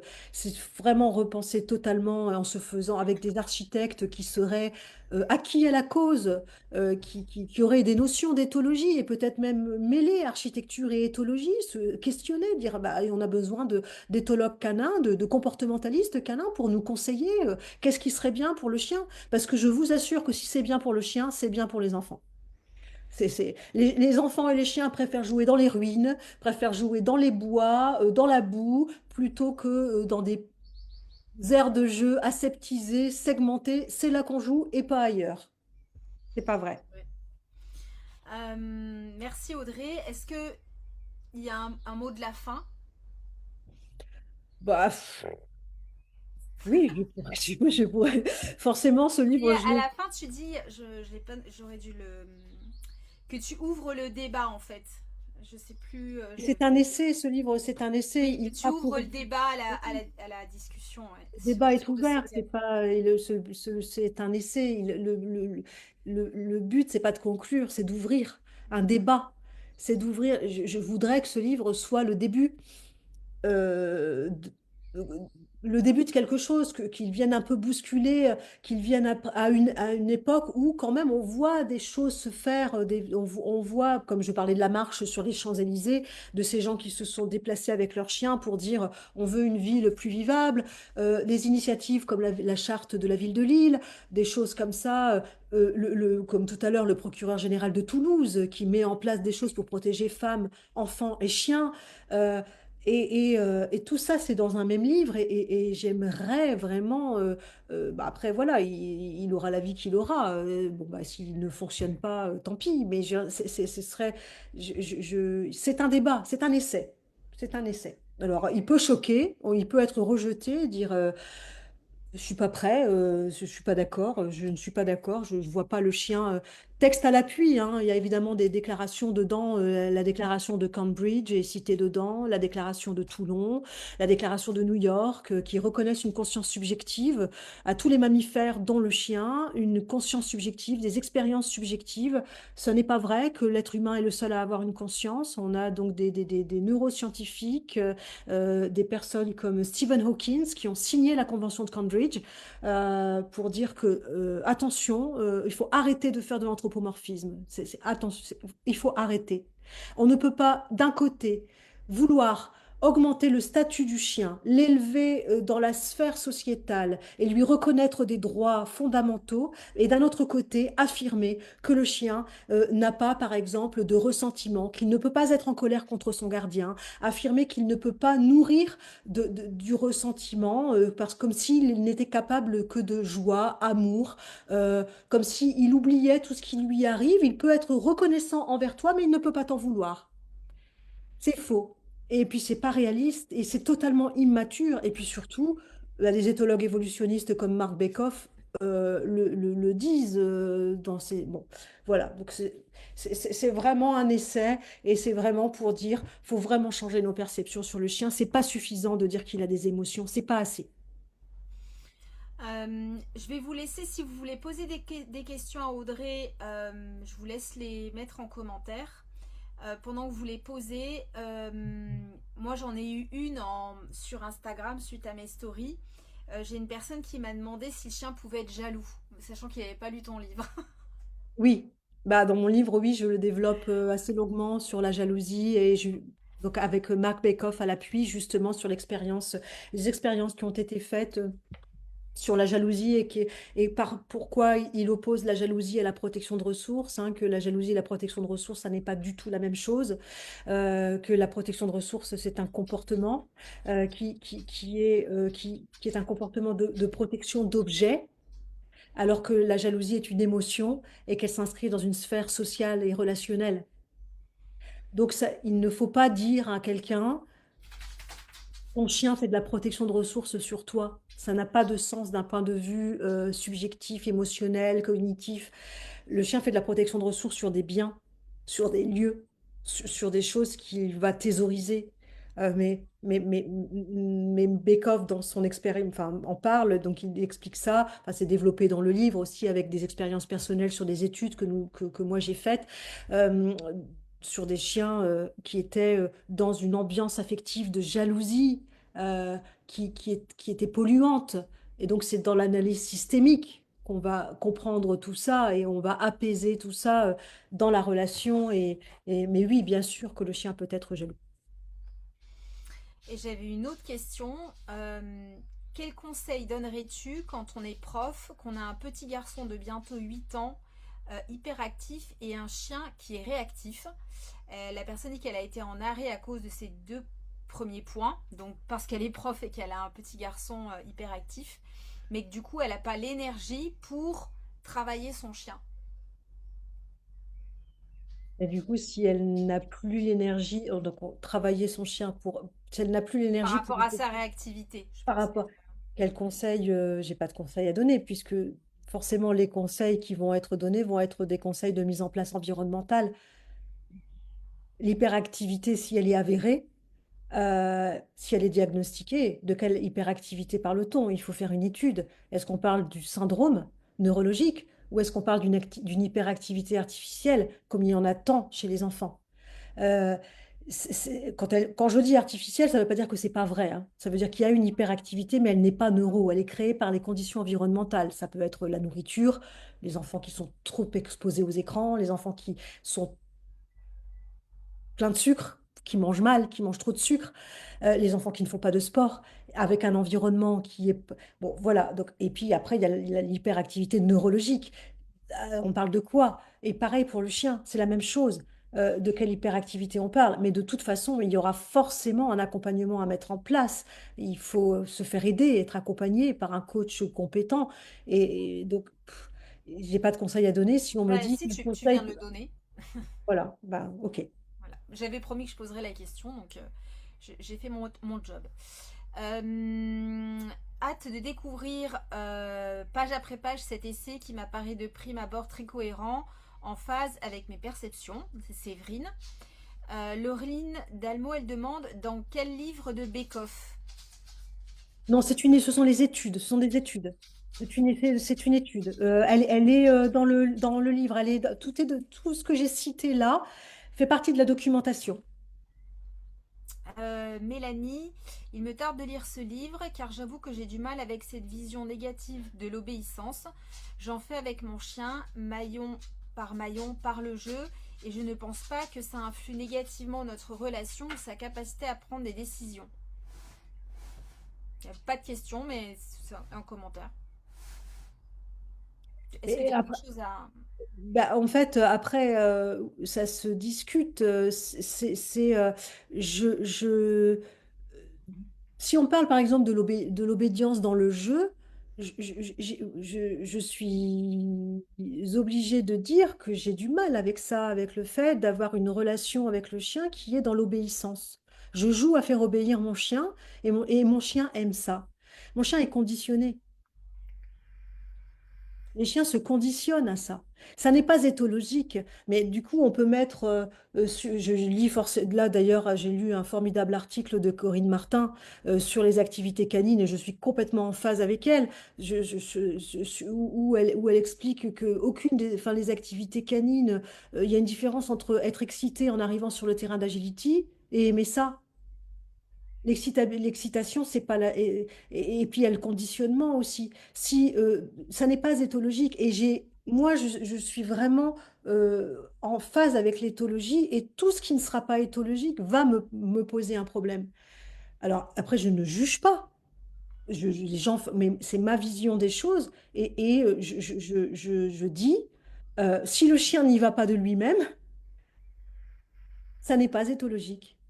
C'est une envie qu'on lui colle et on le conditionne. Si c'est un besoin, il le fera de lui-même. Et si c'est un besoin, il convient de lui permettre de l'assouvir. Mais si c'est une envie, on lui a donné, je ne connais pas de chien qui de lui-même s'est mis à faire de l'agility ou qui de lui-même s'est mis à faire de l'obéissance. Ça ne se peut pas. Ce sont des activités humaines qui font avant tout plaisir à l'humain. Dans la relation, il y a du conditionnement. Le chien aime ça, je n'en suis pas convaincue du tout. Jennifer, pour être enseignante en Belgique et éducatrice canine, je suis entièrement d'accord. Je vois moi-même les points communs. Ce serait tellement bien qu'on évolue. Donc je pense que c'est par rapport à ce que tu disais tout à l'heure sur les villes et les enfants et les chiens. Ça serait tellement bien qu'on évolue et qu'on ne se prenne pas pour des êtres supérieurs. Merci pour ce superbe live. Hâte de découvrir votre livre. Merci. Sandrine, je n'ai pas de questions, juste l'envie de vous remercier toutes les deux pour cette soirée. Mais, Madame Ventura, vous êtes absolument captivante, c'est passionnant. Ça fait tellement de bien d'entendre des personnes sérieuses avoir une vision similaire à la sienne. Nicolas, si l'on part du principe que le chien est un être social qui se développe dans le lien à l'autre, alors comme l'enfant, il me paraît nécessaire de le considérer comme un être subjectif et de penser un lien qui l'unit à l'autre. Ah bah, En je ce suis bien sens, d'accord. c'est un essai qui me semble avoir de l'avenir. Il faut que je relise le truc, moi. Bravo et merci. Alors, Philippe parle du mentrailing. Est-ce que le mentrailing, tu le mets dans la même case, Ah non. selon toi, que l'agility et Ah, pour le... moi, c'est la seule activité que moi je vais conseiller. On est en plein dans le monde du chien, on est dans une activité qui est canine, qui est éthologique, qui est vraiment, c'est le chien qui mène la danse là. C'est le chien là, c'est lui qui... Et là, du coup, l'humain va devoir être en retrait, observer son chien, comprendre. C'est tout un travail quand c'est bien fait, le mind training avec le bon instructeur. C'est quelque chose. Non, le mind training, et je ne mets pas le mind training sur le même... C'est bien d'avoir demandé, j'aurais dû le dire. Il y avait plusieurs questions derrière sur le mentrailing, Non, non, non, je ne mets donc pas le mind ils vont training être sur le contents de même. t'entendre. Voilà, Sandrine dit, les activités de flair sont pour moi éthologiques. Bien sûr, bien sûr. Ensuite, ben, merci beaucoup à toutes les deux. Je te laisserai, il y avait des commentaires aussi pendant que tu parlais tout à l'heure. Je te laisserai aller voir après dans le replay. Je ne les ai pas lus pour pas te couper, mais qui allait dans ton sens en tout cas. Il y a plusieurs commentaires de profs en fait. Il y a des profs, il y a plein de profs, c'est chouette, c'est Il y cool. en a, oui, en moins de commentaires, il me semble, de personnes qui avaient la même impression par rapport aux enfants et l'étiquette qui leur est mise en fait. Ok. On va s'arrêter là, je pense. Je pense que tu as vraiment. On a quand même un beau résumé, un très gros résumé de ton livre. Je sais pas si tu veux rajouter quelque chose, toi, par rapport à ce qui a déjà été dit.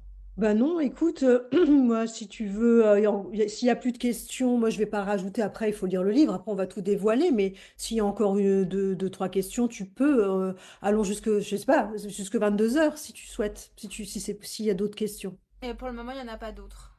Voilà. Allez, Donc, bah, soyez pas. Ils sont peut-être timides, je sais pas. Moi, j'en aurais des questions à votre place, mais bon. Alors, Laetitia, un grand merci pour ce livre. Toujours intéressant d'écouter Audrey Ventura et en particulier ce passage sur les oubliés que sont les chiens et les enfants. Bon, t'as beaucoup de remerciements, en tout cas, ils sont contents ou ils sont peut-être comblés, je ne sais pas. Euh, Moi, j'aurais une question. Allez, je vais me mettre en tant que particulier. allez. Euh, Comment, comment tu fais pour mettre un cadre sans être autoritaire? C'est une bonne question. Et franchement, c'est tout ce que je viens d'expliquer, c'est cette présence ancrée, assumée. C'est le fait d'installer dans l'environnement des règles qui soient justes et justifiées. C'est vraiment très important, je le répète toujours, les règles justes et justifiées. Pour le chien, c'est super important, mais je pense que c'est pareil pour l'enfant. Bon, l'enfant va pouvoir lui expliquer. D'accord? On va pouvoir lui expliquer pourquoi c'est non, pourquoi. Alors, du coup, est-ce que je peux dire non à mon chien? Moi, je pense qu'on peut dire non à son chien. Moi, je dis non à mon chien. Alors, je passe pas mes journées à dire non, non, non, non, Ah, non. ça, oui. Puis je répète C'est pas qu'il y aura un 50 fois. problème. Voilà. Mais les rares fois où je dis non, je n'ai jamais eu de problème à être comprise. Et je pense que si cet emploi du non est incorporé dans tout ce qu'on vient de dire, dans le cadre, avec des règles, avec des limites, lorsqu'on a appris, je crois que le chien C'est même pas que je le crois, c'est que j'en suis convaincue. Le chien comprend tellement de choses, bon sang. Je pense que plus on croit qu'il n'en est pas capable, et plus il n'en sera pas capable, en fait. Quand on dit il faut pas dire non à un chien parce qu'il comprend pas, et En fait, l'enfant c'est que dit souvent non à les un gens ils disent chien. non, mais ils vont pas proposer une alternative. Oui, alors proposer une alternative, oui, mais aussi parfois, c'est une interruption. C'est une interruption. Il en va parfois, alors de sa sécurité. Et on va pas. Donc, il faut pas que ce soit dit comme une habitude, que toute l'éducation repose sur le non. Je ne dis pas ça. Mais c'est quand même un des premiers mots que l'enfant dit au chien. C'est une personne Non. qui dit que c'est la question qu'elle a posée quand même. Mais c'était sûr parce que dans l'éducation, en fait, Une personne que... même moi en tant qu'humaine, en fait, quand moi ça fait 20 ans que je suis dans le chien, expression de merde alors cette phrase, mais en fait, c'est vrai, n'empêche, ça veut rien dire, mais ça veut tout dire en même temps, c'est-à-dire, moi j'ai démarré, j'avais lu l'idée d'un veto qui disait que le chien fallait le dominer, t'imagines quoi, hein. Oui, oui, Donc ouais. ça a évolué, il y a eu plein de courants, il y a eu plein de pensées, tout le monde, plein de gens très intéressants, d'autres moins. Et en fait, t'arrives à la fin, toi, t'as tout suivi, t'as essayé d'écouter, t'as dit, ah ouais, ça c'est pas, ah ouais, ça c'est bien, ah bah ça me plaît bien. Et puis, en fait, à la fin, tu te fais ton schmilblick à toi, en fait. Et c'est vrai que moi, il y a eu un moment où j'osais pas dire non à mes chiens. J'ai dit, non, non, il faut que tu rediriges, il faut que tu fasses ci, il faut, ah bah, t'as la gestion de l'environnement. Oui, oui, la gestion de l'environnement. Mais en fait, à la fin, t'oses même plus, je trouve il y a quand même une réelle difficulté à oser dire, je pose un cadre sans être autoritaire, sans faire peur à mon chien, en osant peut-être dire non, tout en étant en rapport respectueux avec son chien. Je trouve Mais que ces oui. quatre notions-là, elles sont difficilement mélangeables aujourd'hui dans l'approche du chien, en fait, de Mais oui, manière parce qu'en en fait, on veut que ce soit simple. Donc, on veut que ce soit binaire. Donc, Oui, on veut que ce soit blanc ou noir. Donc, c'est... ah, c'est plus facile quand même hein, quand Ah, c'est binaire. ben oui, mais c'est pas comme ça. Et la vie, non mais voilà, c'est ça, c'est qu'on veut que ça aille vite, on veut que ce soit simple, on veut avoir pas trop longtemps la responsabilité parce qu'on va. Mais moi, je le dis, je n'ai pas de problème à dire non à ma chienne et elle comprend tout à fait quand je le dis et ma fille aussi. Bon, voilà, et pourtant, Dieu sait si j'ai pu justement rééduquer la réactivité, l'agressivité de Scarlett, justement en lui foutant la paix, quoi. Hein. Bah, dans ce je te fous la paix, il y avait quand même mais je suis là. Hein. On peut Oui. pas foutre la paix et puis regarder ailleurs et puis laisser faire. C'est pas et mettre et dire non. Rediriger quand c'est possible, mais parfois la redirection n'est pas possible. C'est non, c'est dangereux. Enfin, on va même le crier, quoi. Enfin, vous voyez, tu vois, c'est quelque chose. Puis ça fait partie de notre langage. L'éthologie, c'est pas fait que pour les chiens. Et la nôtre, alors? Alors, on va dire aux gens, on va enlever des mots de notre vocabulaire. Mais c'est le consentement aussi, le non. C'est aussi toutes ces notions-là. Moi, je ne me vois pas dire à un enfant, tu dis pas non au chien. Ça va pas, non? Non. Je suis pas d'accord avec ça. Il y a débat, encore une fois, on peut ne pas être d'accord avec moi, on peut pas, évidemment qu'on peut, on peut pas être tous d'accord tout le temps. Et d'ailleurs, on peut aimer un livre et ne pas être d'accord. Il y a plein de gens qui m'ont dit, j'ai adoré votre premier livre, je suis pas d'accord sur tout, mais j'ai vraiment aimé. Ben, super, c'est pas possible d'être d'accord sur tout. C'est pas, on peut pas. Enfin, Est-ce que ils ont osé poser d'autres questions gênantes? Bon, Romain, il dit, faites-vous confiance, personne n'a appris à être parent, c'est l'expérience qui nous façonne. mais ouais, mais c'est clair. C'est pas faux, mais avoir des connaissances, ça aide à avoir une bonne expérience. On dit toujours, ce sont les enfants qui font les parents. Eh ben, ce sont les chiens qui font les gardiens et les gardiennes. On fait avec le chien qu'on a, on apprend avec le chien qu'on a, et on aura toujours, et il faudra toujours se renouveler de toute façon parce que Bah, je sais pas, t'as deux chiens, ils sont pareils. Ah bah bien sûr que non. Ben voilà. S'ils étaient tous les deux comme Tao, je m'ennuierais, je m'ennuierais. Ah, ah, souvent, souvent mes clients ont ça. Ils ont eu le premier chien Angelo, celui qui naît tous les 100 ans à la pleine lune, le chien qui est sans problème, le chien qui passe partout, mais partout, adaptable à souhait. Voilà. Et après, du coup, ils en prennent un deuxième, plein de confiance, en disant Et là, ils tombent sur le paroxysme inversé, l'enfer sur terre. Mais qu'est-ce que j'ai fait? Et ben ouais, voilà. Et Non c'est mais tu pareil vois, avec du les coup, enfants. on n'est pas trop des deux à, à l'accompagner, ce deuxième. Ah, Yannick, il ne faut pas confondre ne pas dire non et dire non n'apprend rien au chien. Dis-lui au cuto, ah, dis-lui plutôt ce que vous voulez qu'il fasse. Oui, Oui, c'est vrai, aussi, Yannick. Oui, aussi dire oui, mais si un chien est en train de manger quelque chose de dangereux, qu'est-ce que vous voulez que je lui dise qu'il fasse? Mange plutôt, si on est dehors, ben oui, on va dire, c'est comme lui dire non à ce moment-là, c'est comme lui dire pas toucher. C'est la même chose. Si vous dites non et que le chien a appris en disant non qu'il va avoir une saucisse, il va bien aimer que vous lui disiez non, hein. certes. Tout dépend comment vous apprenez. Enfin, donc bon, ça se discute. Romain, la confiance n'écarte pas la curiosité et la culture. Connaissance et confiance peuvent se cumuler, c'est même la vie. C'est beau. Ah, t'as posé une question plus haut, Émilie, je l'ai pas vue. Flûte, flûte, flûte.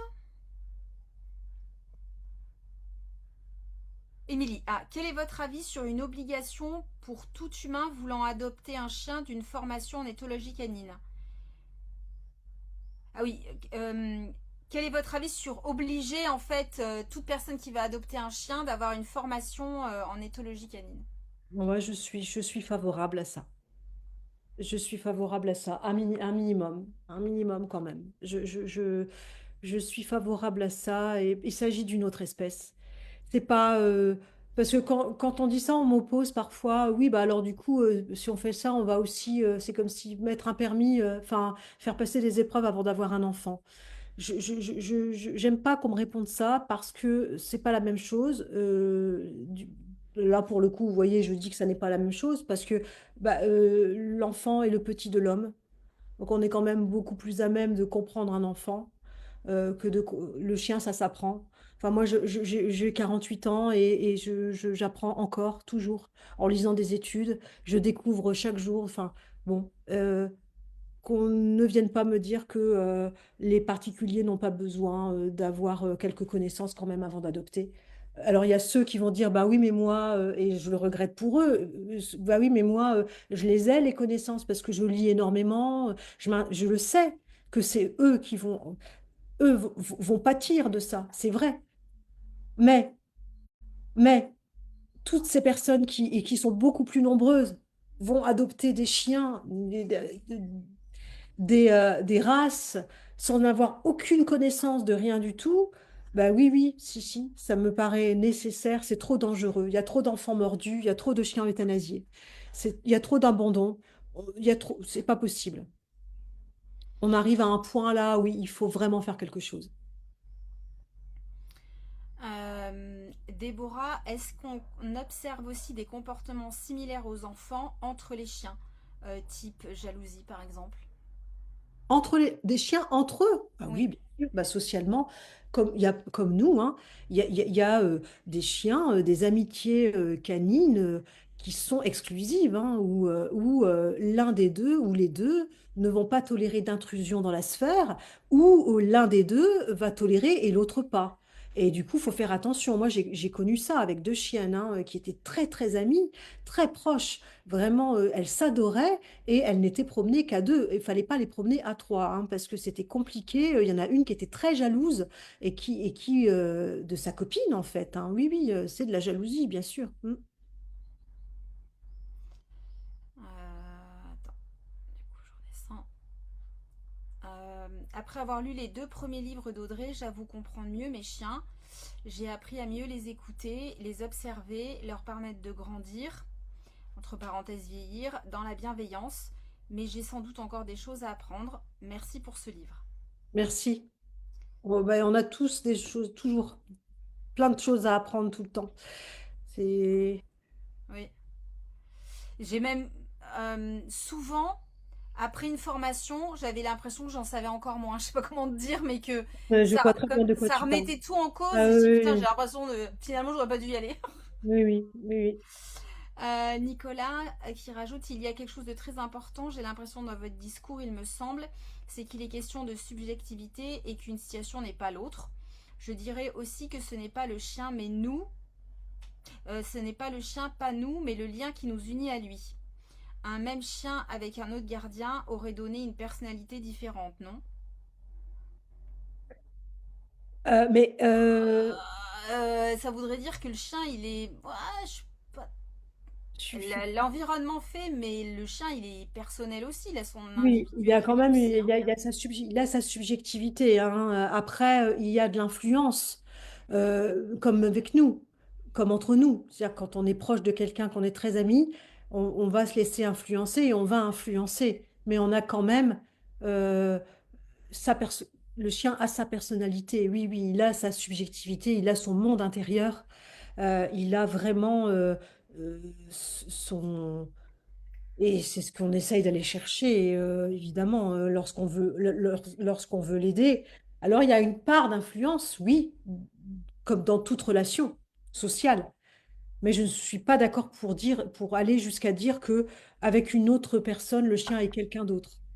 Euh, je...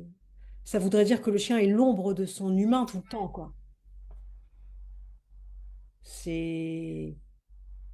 Peut-être qu'il exprimerait des comportements avec une autre personne qu'il n'exprime pas avec l'humain avec lequel il vit, ça c'est possible, ouais.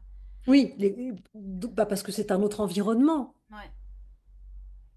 Mais la personnalité, le chien est né avec elle, hein. Elle est génétique, la personnalité, il y a une part de génétique dans tout ça. Après, il y a la part qui se construit avec l'environnement, la part environnementale, la part apprise.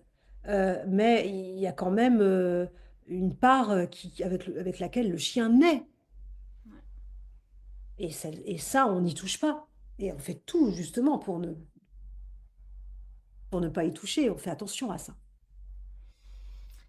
Dominique, il y a une réflexion que je me faisais dernièrement. Avec un chien, contrairement à un enfant, auquel on peut donner l'explication, le nom doit être par contre constant pour un même comportement, car il ne peut pas faire des liens différents. Qu'en pensez-vous? Oui, si on dit non lorsque il mange la terre d'une plante, bah, c'est non, c'est pas celle-là non, mais par contre celle-là oui. Là, oui, si c'est ça que la personne veut dire. Je pense, Je oui. suis d'accord, le chien, ça oui, il ne va pas comprendre, bah, là c'est oui, là c'est non, pourtant c'est de la terre, enfin c'est quelque chose de... Bon, je prends cet exemple-là, mais Oui, c'est bizarre comme exemple. bah oui, bon, tu es vilaine, il est 22 heures bientôt, je suis fatiguée. Oui, on te pardonne. Mais je pense que, ouais, on a compris ce que tu voulais dire. Sandrine, à quel point notre état d'esprit, nos états d'âme peuvent impacter notre chien? Mais comme mon état d'esprit et mon état d'âme peut impacter ma fille, peut impacter mon conjoint, comme les états d'âme de ma fille peuvent m'impacter, comme les états d'âme de tous les êtres qu'on aime peuvent nous impacter. Le chien, évidemment, est impacté par l'humeur de son humain et par l'ambiance affective euh, dans la maison. C'est social, nous sommes des êtres empathiques et émotifs. Et du coup, lorsqu'une personne est de mauvaise humeur dans la maison, elle atteint tout le monde, y compris le chien. Est-ce que je sais pas si j'ai répondu. Le chien n'est pas dans une bulle qui le protégerait des humeurs de son gardien. Il est empathique et il sent. quand il sait quand ça ne va pas. Et parfois, lorsqu'on trouve son chien distant, ben, en fait, quand tu parlais d'introspection tout à l'heure, quand on sent parfois qu'il y a, mais si on s'interroge, ça peut être lié à un état affectif précédent, enfin antécédent, la veille euh, où le chien prend ses distances, où c'est quelque chose qui est tout à fait, enfin, qui existe entre nous. Je ne vois pas pourquoi ça n'existerait pas chez le chien.